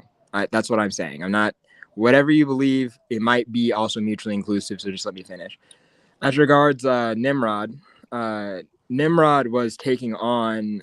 Well, he's taking on a certain identity that was expressed through the stars, and maybe his identity was prophesied through the stars, that he would be a false Christ, a false unifier of people, in order to build the tower up to heaven, to make war with God instead of to simply rest on the ground that was made for us, and then to ascend to heaven in the means that he desires, according to his will. He decided to unify the people and oppress them in order to make them work to achieve Godhood. And what am I saying all this for? I'm saying all this to say that when the tower was destroyed, Nimrod was able in the first place to galvanize people around this mythology, because there was such a mythology already written in the stars with the virgin, but it was kind of the virgin. You have the bull, which is the first Taurus, which is the first constellation where the spring equinox used to be, in the horns of the bull. And that's why the Egyptians worshipped the bull with the sun in his horns, because that's when spring used to begin, at the beginning of creation. And so Nimrod identified himself as God, as the Alhim, as the great one, the man to rule all nations. But his masculinity was horns in his head, used for goring people. And so he ruled by oppression and dominance and simping to whoredom and all this other things. He's the son of Cain in many senses spiritually. And so he thought he could be liberated by his works. He thought he could gain reconciliation to God by his works and not by the blood of God himself. And there's a whole bunch of, my point is, like, okay, these systems, these ways of thinking God gave us to understand, because he created the family unit, the mother, the father, the child, the brother, and it gets into cousins and stuff, I'm sure. But if you can't love your brother, how are you going to love your father? If you can't control your woman, how are you going to fight a snake? If you can't talk to the snake and tell it to shut the fuck up and stop talking to your woman, how are you going to rule a nation? How are you going to rule your household? These are all archetypes that are built into the foundation of our spiritual lives. And so when you get Ganesh is an elephant, and everyone looks at an elephant and goes, "Oh my God!" In real life, if you see an elephant, yeah, because the elephant, the behemoth, is chief in the ways of God, and he that made him can make his sword to approach unto him, and the sword of Jesus Christ is in his mouth. Mm-hmm. And so this is why the Lord of hosts, Yahweh, Yahuwah is understood by the Hindus to be called Ganesh. Do they understand that it's the God of the Israelites? Some may, some may not. Probably most don't. Do they understand that? Do they understand that when they're thinking of Krishna, they're thinking of the Christ? There's a reason why the wise men came from the east to see Jesus, because they had been influenced by the Hebrews while Daniel and the Israelites were in Persia, and Esther and all these things. Many of the Persians became Jews on account of Esther. Okay, we got to take a breather. Yeah, Okay. 1 second. 1 second. Here's what I want people to understand, We just so got they to don't take a get breather. lost in All the right, sauce here. because we got to be able to soak up all the knowledge that you just said right now. Yeah, let me first of all just Yeah, let me, bro. and I can barely hear I'll shut up. but for first question, can I? Oh, I'm sorry. no, let me summarize, and then you can rebut. I'll give you the mic. So just so people don't get lost, like this is a bit of like a master class, and I'm not saying that arrogantly. When people come by here, I give people a bit of room to speak. But what he's getting at is a bit more for like advanced people, because what he's doing and what I do and what I think what everybody does is when they know that the Bible's true, they look for patterns and things in the Bible that exist elsewhere in non-biblical things. Okay. Yep. Even in the news with the numerology and the numbers and the signs and the symbols. So even in Hinduism, and I have a video on my channel where even Hinduism talks about the chariots. So why would they talk about the chariots? And guess what? They teach reincarnation, which is biblical.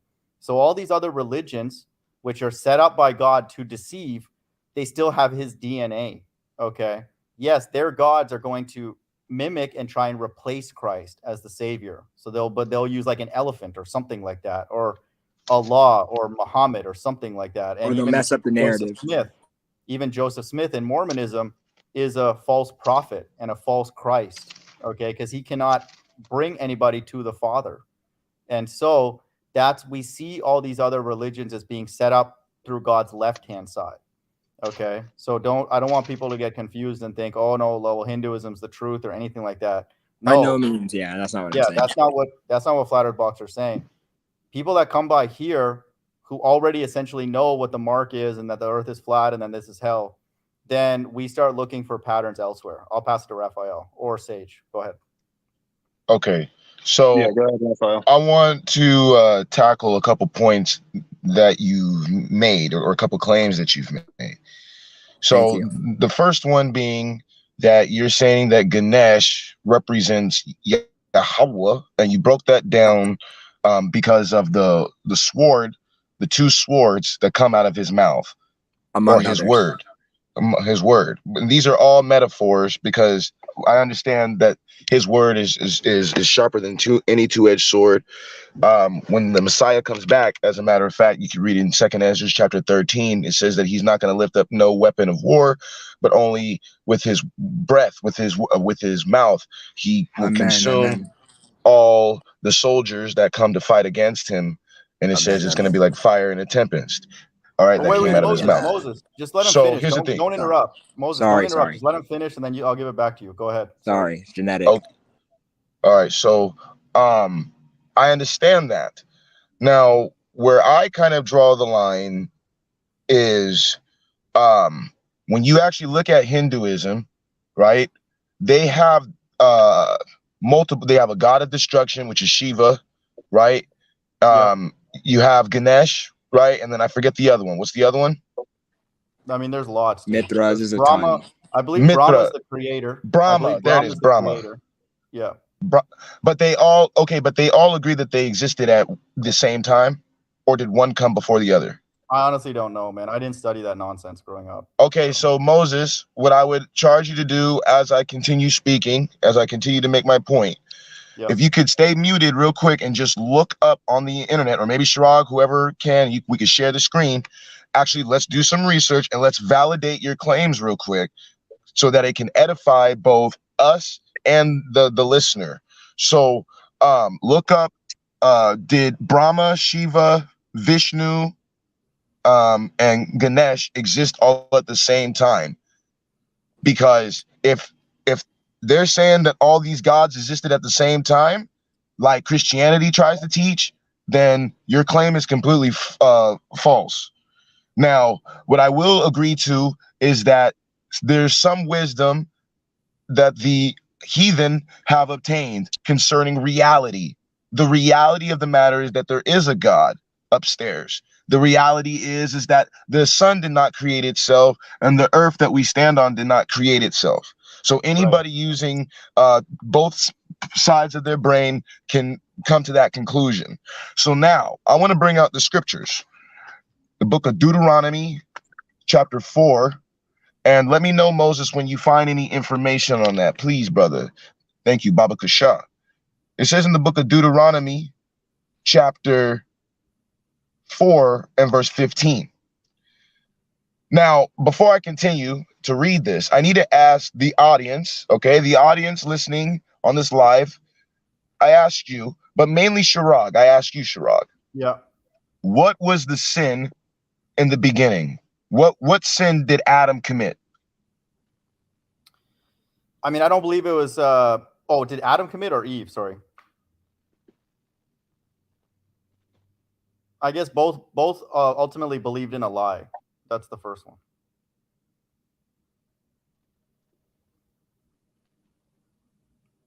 I'm not sure if Raphael, you dropped.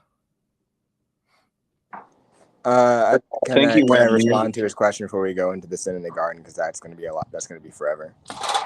Yeah. Go ahead.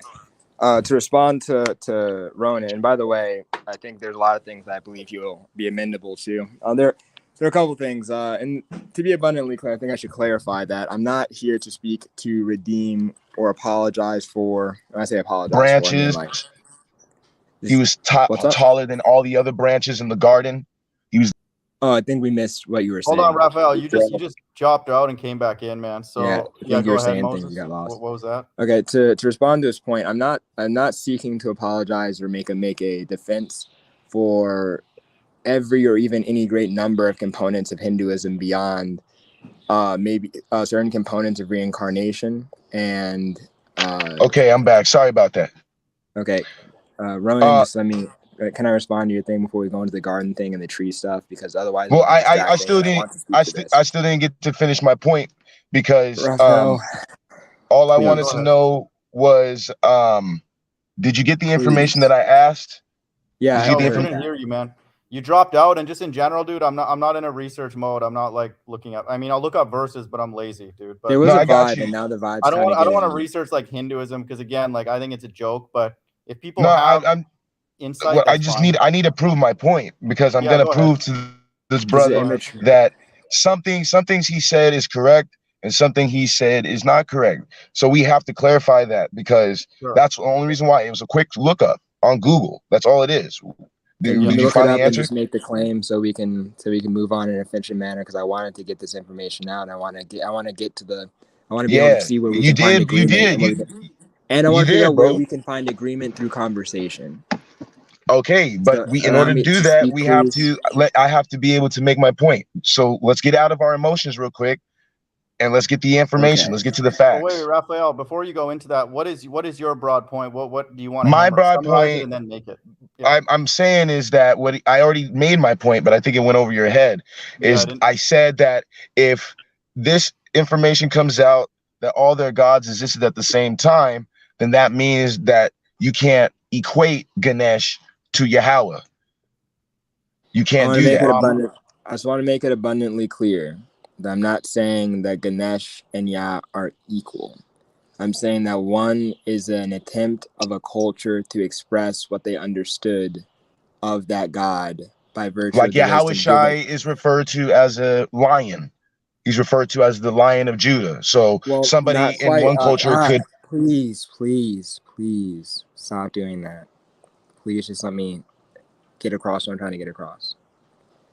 I can make it more clear through Romans chapter 1, and I'll be quick about it. Romans chapter 1, where Paul says he's a debtor to both the Jew and the Greek. He says Romans chapter 1 verse 13. Now I would not have you ignorant, brethren, that oftentimes I purposed to come unto you, but was let hitherto that I might have some fruit among you also, even among other Gentiles.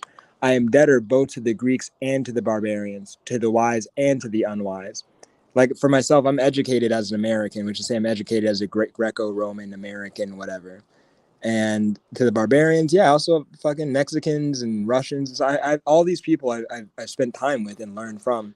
And so as much as as at first 15, so as much as in me, I am ready to preach the gospel to you that are at Rome also. Because the Romans, they believed in Jupiter, and Jupiter is it means sky father or sky dad. And they also believed in Zeus, Bro, the god of Paul was not equating the creator to Jupiter. Sir, I think I'm He not saying didn't do that. He equating. didn't do that. I'm not saying that he's He didn't say that they equating. were the same person. That's what you're trying to say. It's the same person. Jupiter is Yahweh. Okay, can I just chill Bro, for a he's second? I'm not long-winded. He's long-winded, and I didn't even get to Ah, make my point. I didn't even get no, to it's make my cool. One point, second, 1 second. Here, let me bro. mute, man. He got to speak a One whole second, one spiel, second. and all I wanted to deal with was him This isn't right. recognizing in But another Raphael, 1 second, man. 1 second. culture Let me explain. that Let me Ganesh. explain Moses 1 second, because I don't think people fully understand. I think maybe it's just easier for me to get Flat Earth Boxer Moses' vantage point. What he's saying, okay. And again, I want to put words in his mouth, but just to clarify, because I think it's lost in translation. Oh He's saying that God. there are patterns and parallels in other religions that are in the Bible. Okay. And we know that just because God is controlling both sides. He's not saying then to go and say that just with that information, then you're okay or anything like that. He's saying then you could potentially exploit Bro, those. he's already made his. Dude, I'm making a point, man. And I don't think you just the fact that you don't want to listen to my explanation proves that you don't care about his point. And you don't have to. I don't care. But this is what he's saying.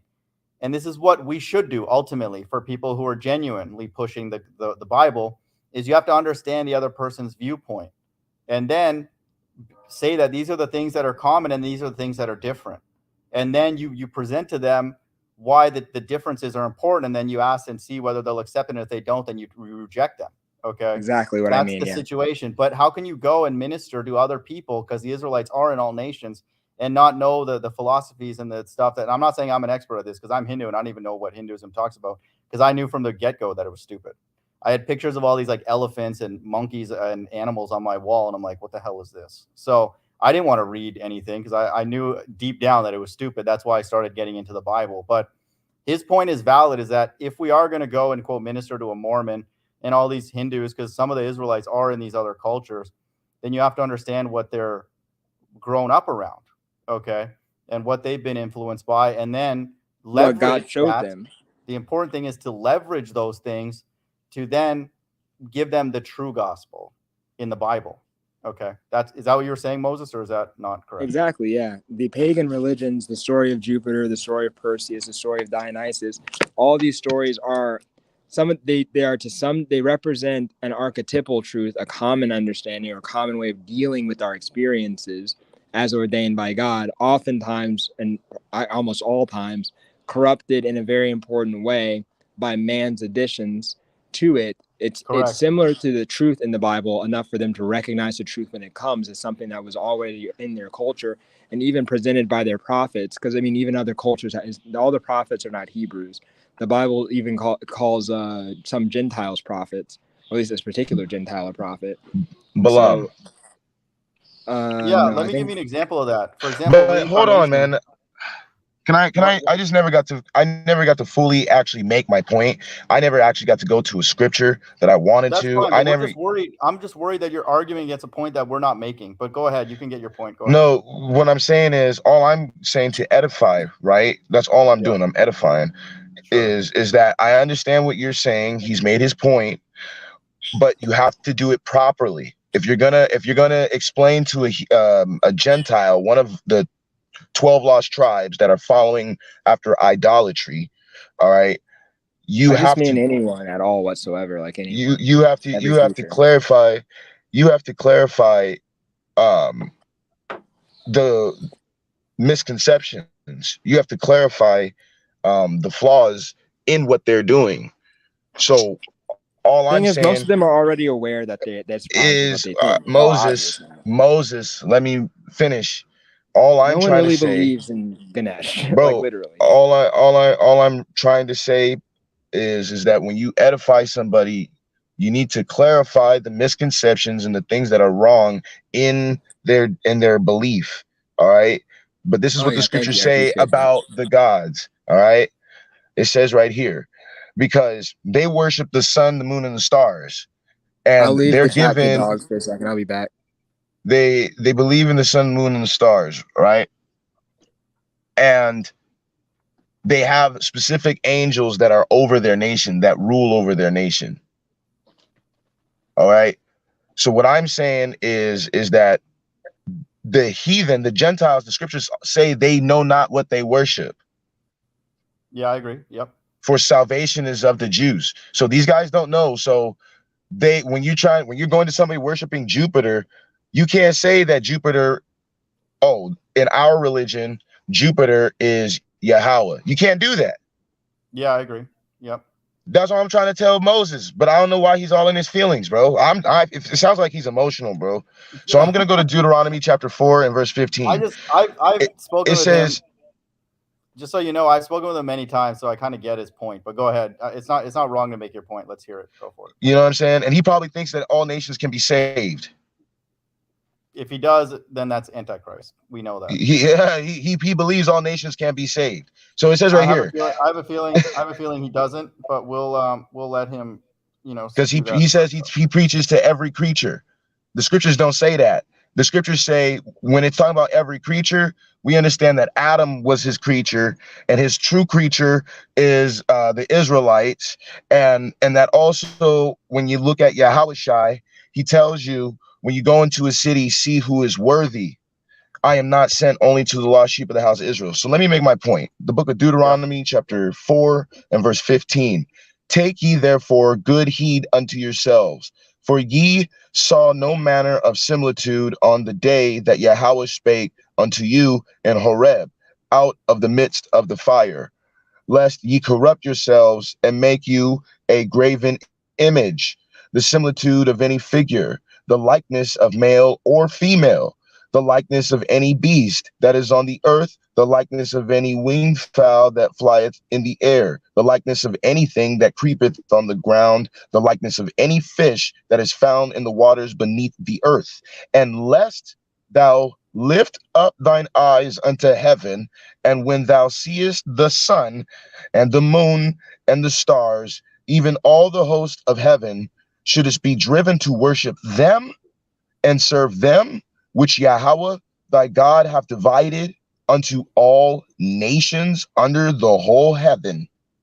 But Yahweh hath taken you and brought you forth out of the iron furnace. So what I'm trying to say is when you look at this scripture here, he says that he has divided unto all nations the sun, the moon, and the stars to worship. He said that's for the heathen to worship. Yeah. So when you look at the stars, what are the stars? The stars are spirits. Those are beings. Those are and what we need to understand is that the earth is not moving. The earth is stationary. Yep. Everything is actually revolving around us. The stars are actually moving, and they're moving in their order. They're moving in their ordinance. They're moving in their line. They're not breaking. They're not going to the left, and they're not going to the right.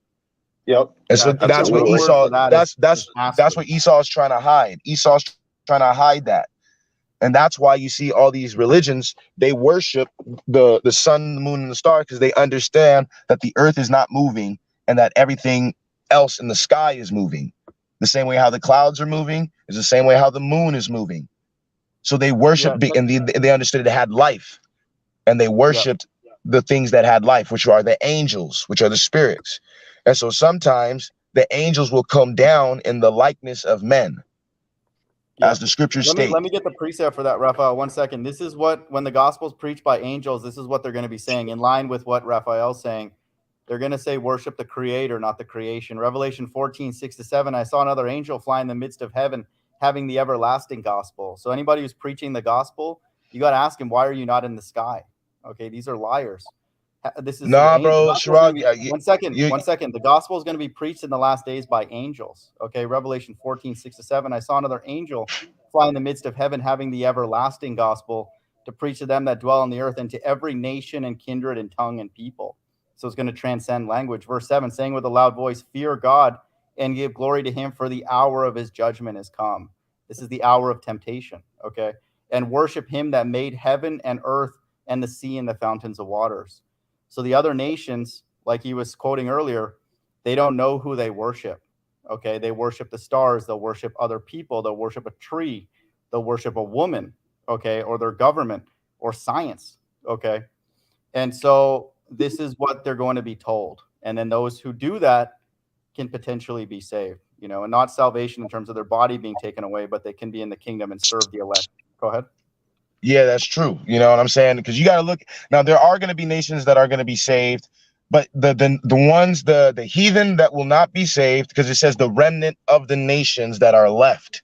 You can read that in Ezekiel. You can read that in Revelations. The remnant of the nations that are left. When you go through Second Esdras, it talks about that this world was made for many, but the world to come for few. You can read about in Zechariah chapter, I want to say 13, or the last chapter, it talks about the heathen having to keep the Feast of Tabernacles. When you go to Revelations 22, it talks about the other heathen being there, bringing their goods, their tribute, paying tribute. So I want to make this point though about the angels. All right. Dang, I'll pick up the dog. he's loud. I'll mute him. Go ahead. I'll mute Can you him mute for him? now. Yeah, go ahead. Go for it. All right, cool. So now I want to make the point on the angels, right? So angels would come down in the likeness of men in the ancient days.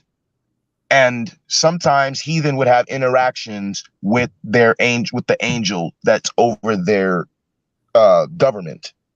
Because there's angels that are over certain landmarks and certain governments. They run government. Let's go to Revelations real quick. Let me prove that point. Let's go to Revelations. And we're going to go to chapter 2. Okay. The book of Revelations, chapter 2 and verse 12. It says, and to the angel of the church in Pergamos, write these things. Saith he. You're cutting out, bro. Yeah. Dude, the Raphael. sound quality's trash, dude. Like I can't Dude, I'm saying. hear. I can hear Sage clearly. I can't hear people very well. I may need to do this on a new browser next time. But yeah, Raphael, you cut out, man. Anybody can jump in if they want. I'm gonna wrap it up soon, but Yeah, I got to start work here soon. I just wanted to say what's up. Moses, that was a good explanation. I like that. I like the comparison a lot. I appreciate that. All right, TMoG. I'll see you later, bro. yeah, peace out, man. Be safe. All right, later. You too, brother. Yeah. All right, salam. Bye. Yeah, as regards to angels, so I was arrested for 2 counts of aggravated assault on a police officer after investigating a child trafficking ring through the Salvation Army and some arts institution out here in Arizona. And when I was being processed and they were trying to get me on these charges, I got extradited from the Maricopa County Sheriff's Office to another police precinct processing unit where I was debriefed by Cornelius and Michael the Archangel. And when I say that, I sound literally insane, but it wasn't like they were like glowing. They were men. They were there's a police officer whose patch literally said Cornelius and no other first name. And I asked him, "Who are you?" And he said, "I am Cornelius. And we were going to get rid of all these charges because you did not do them. And you'll be out in a few days. Your dad is the judge." And many such interactions I've had as well. Yeah. Okay. So yeah, I don't Revelations. disagree that angels interact with this earth regularly. No, what I'm saying, I'm about to connect the dots. Way until it happened. So, but I get what you're saying. That's just one witness, not just one testimony on my end. You're under no obligation to believe it. I'm just telling you what I've seen. I want to finish this point. Revelations 2, because I'm about to connect the dots. Revelations 2 and 12 and 13. It says, I know thy works and where thou dwellest, even where Satan's seat is. So at this time, in that period, Satan, because when you read about the book of Job, Yahweh asked Satan, where have you been? And he says, I've been walking to and fro in the earth and walking up and down in it. So Satan actually walks on this planet. All right. And, it's up to my belief that he's chilling right now in London. I think he's in London, but I'm going to keep going. So, why in London? Let's keep going. It says right here, thou dwellest even where Satan's seat is, and thou holdest fast my name and hast not denied my faith, even in those days wherein Antipas was my faithful martyr, who was slain among you, where Satan dwelleth. So my point is that the Father divided the stars in the heavens to the heathen spirits, beings, real angel. The celestial bodies are spirits. All right, we're not supposed to worship them. We're supposed to worship the supreme spirit, which is Yahweh. All right. So now moving forward, I don't worship these niggas. They're my friends. I want dickheads sometimes too. You know how the in TV shows Lucifer is mostly portrayed as like a British guy. You know, the Lucifer TV show, or some other show like Good Omens. That's also a British guy. Or in Jessica Jones, you have that main villain in season 1 is also kind of like the devil, and he's British too. You know. Well, see, here's the thing. Here's the thing. Satan is black. Satan is black. Who darkeneth No, he was white though in the. Why do you see? Okay, Chirag, do you believe the kingdom of heaven is going to be a meritocracy, or do you think it's just all just retards saying exactly what they want, even oppressing? Because if you're not going to, like you can't have a rappers and research. Like, yeah, it's not going to be a bunch of dummies. If your chat is antagonistic to the intelligent, how are you a bit confused? But he's getting close. So let him be confused in silence and let a nigga talk, because he's undermining the chat and the quality thereof. Who? Raphael, at least. Oh yeah, that's fine. I mean, we'll just mute him for a sec, please. But I got to wrap up soon anyway. I think that Raphael. Hey, hold on, bro. Hold on. You tripping. You need to be quiet and know your place. That's the situation. To just be quiet and know your place in the future. Joseph, okay, Judas talking. Now shut the hell up and learn. What the hell are you talking about? Yeah, exactly. You have not gone in the scriptures. No, you have not gone in the scriptures. You're not ready. I gotta stop. I'm vexing Ephraim. That was incorrect. I'm sorry. That was too much. All right, sorry. I gotta go soon. So I'm just gonna get rid of people on the no, but hold on, man. All right, so I'm got. No, I'll leave LOP, but I don't really want it back and forth. And yeah, quite honestly, sorry, I don't want. 1 second. But 1 second. I don't want people like. No offense to Raphael, but we can talk and agree on certain things on your panel, but you can't come here and say that Satan is in London and he's black and stuff like that's stupid, man. So don't come here with that kind of stuff. So I kind of came to me at the end, so I don't know what why were they arguing, but it didn't make sense. Like what? Yeah, I heard the thing about London and that Satan is in London and he's black, but I mean. Yeah, I just wanted to make a connection to the TV shows, but anyway, other than that, I don't. All of it is speculation and completely ridiculous. Yeah, but for sure. Here's the deal with what Flattered Boxer was getting at is, I would say, a genuine point about just trying to meet people and understand what they believe, and then draw parallels to the Bible. And that aspect takes effort, and the Hebrews have not done that very well. They do teach quite a few things that are true, no doubt, but they're not. Yeah.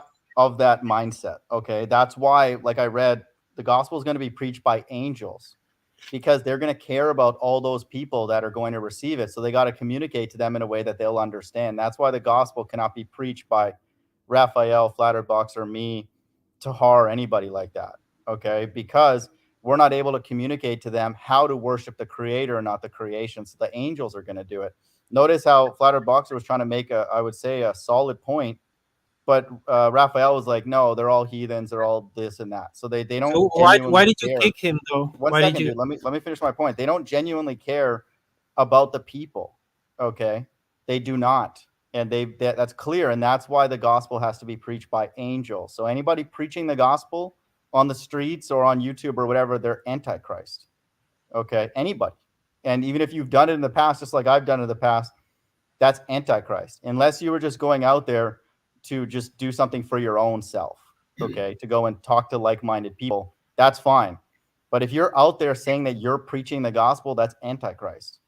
Okay, it's against the Bible because it's going to be by angels because the angels can communicate with the people what they're supposed to do and not supposed to do. Notice how yeah, but you make like a distinction between preaching the gospel and like what you're doing, which is like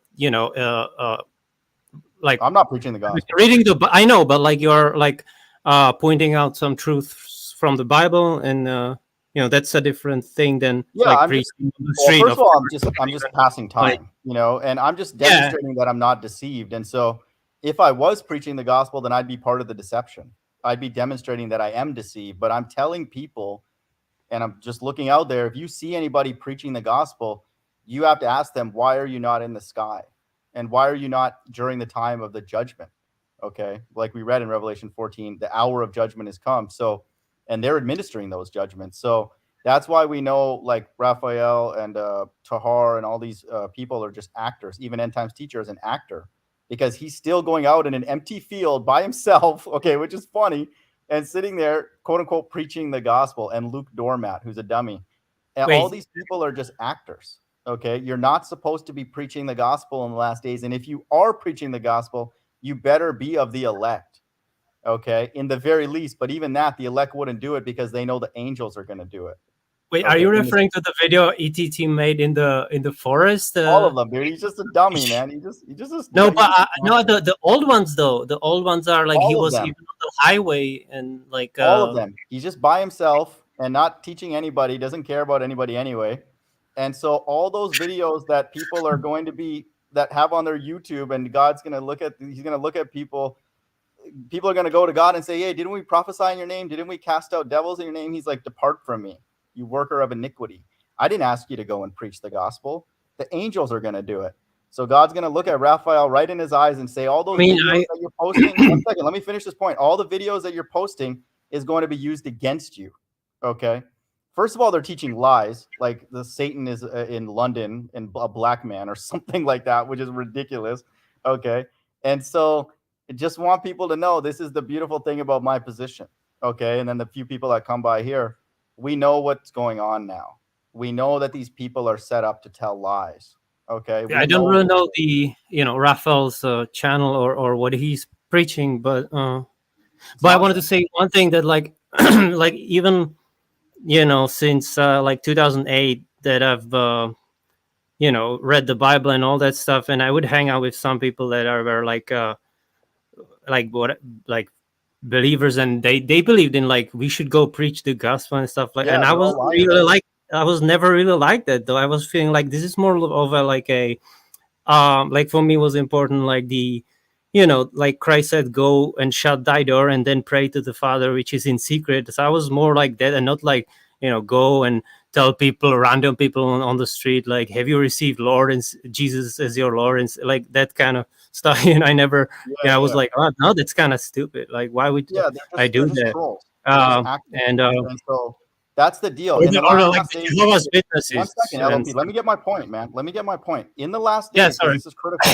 In the last days, and if you were inspired to not do this, then I would say that God's leading you to that. Okay. But in the last days, if it did say to go and preach the gospel in the ground, then we would teach that. And then I would go and do that. Okay. If you wanted to fulfill those things, but it doesn't say that. And so the people that go and do that, they're antichrist and they're actors. Okay. And so, and then then they ask you, hey, where's your videos? How come you're not doing the work and pushing the word and all that? You're telling them that's someone who's satanic telling you to go and be satanic. And I'm talking about even the Christian church and definitely the Hebrews as well. Put in the work, 3 videos a day, this and that. That goes against the Bible.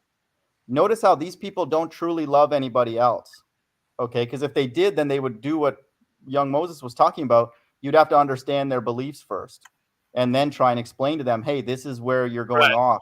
And so that aspect of what young Moses was saying was correct. Okay. And genuine. We have to know what the Mormons believe. We have to know what the Buddhists believe. And then if you wanted to really get deep into apologetics and the gospel, you have to go and learn and be like them, like Paul was talking about, and live amongst them. Okay. And influence them. Why? With his righteousness. Okay. Not just, you know what? I know this chapter, this verse, and the skibbies, as Mike and ETT always says. No, 1 second. He lived that. And then he lived amongst them. And then they knew that this man was about what he was preaching. So then he could influence them to then accept the gospel in that time. Okay. In the last days, it's going to be done by pain, by plagues. That's how God's going to plead with all flesh. And then he has the courtesy of preaching the gospel in the sky, which transcends language. It's not by these dummies, it's not by these rappers and these retards and these morons on the street and in the Christian church, Joel Osteen and all these other actors. We're tired Yeah. of these people opening up the Bible and thinking just because they have breath in their mouth that we can listen to what they're saying. And we have to accept what they're saying. I'll call them a demon right to their face, okay, because they're actors, okay? Oh, dude, that reminds me of that verse, like "Cease from man whose breath is in his nostrils, for wherein is he to be accounted for?" Something like that. Yep. You know that verse? I think it's in Maybe. You can Jeremiah. find it if you have it. Yeah. Yeah, but that's a good verse. Like there's another correlating verse, like cursed be the man that make like they that trust in another man or in flesh. You Yeah, know, that's yes. it's those You are quoted that verse two once. verses. Yeah, I I'll get did. that I'm verse. This sure is I verse did. in Isaiah 2:22. Cease from Yeah, man whose breath is in his nostrils, for wherein is he to be accounted of? Question mark. yeah, So yeah. just because a person is breathing and speaking doesn't mean that you have to listen to what they say. And that's why these Israelites get upset because I teach what the Bible says, and they get mad. They call me an Elamite and a heathen. Oh, where's your work? Where's your labor and all this kind of stuff? We're edifying people by demonstrating that we're not deceived. That's it. Okay. You don't go and evangelize and preach the gospel and seal the elect or anything like that. God's doing all of that. God's preaching the gospel. God's bringing the plagues through his two witnesses. God's doing it through angels, not these Yeah, it's like dummies, who think that Satan's black and is in London. Okay. What the hell does that even mean? but it's like Okay. I told you about my friend, right? He said that he was sealed by like a tattoo artist because he the tattoo artist put like a name of God on his forehead, and he said like that's the seal of God, dude. Like the Right. tattoo These artist. people are stupid, man. That's Not funny. fucking hype, We dude. got ETT out there with just by himself in an empty field. Okay, well, he might as well just be at home because he's like no one's walking by, sitting there. Every takes a little break to sip a damn Red Bull, and then thinks that that is going to be the mechanism how the gospel is going to be preached, dude. This place is totally finished, man. And beating people Totally over the heads with iron or something. Exactly. Yeah. Exactly. And then so he can. It's kind of funny though when he says it. Like It's kind of yeah. scary and funny at the same time because he's trying to Yeah. lure people into his kingdom so he can beat them over the head with a rod of iron for putting him into slavery. But he enjoys slavery because he wants to be here till the end of the Great Tribulation because he's a moron. So, but if you're in slavery and you're not happy here, why do you want to stay here till the end of the Great Tribulation? Why are you getting mad at other people when you yourself state that you want to be here till the end of the Great Tribulation? And then you want to go and beat people over the head? You should beat yourself over the head. You want to stay here. So this is how disgusting the world is. Needless to say, everybody except myself, let me say this again, is teaching the Bible are completely mental that I've seen. Totally mental. Like not even remotely reasonable, okay? Because they go against one or many aspects of the Bible, and this is why I'm comfortable to depart very soon. But LP, I'm going to go play golf, man, but I'll go live again soon. Yeah, but you know why Galapagos says the Young Moses Metal Hebrew Band? Because Young Moses recently started doing like the growls, like you know the death growls in his Instagram. So that's why he's saying that he's been sharing. It's kind of funny.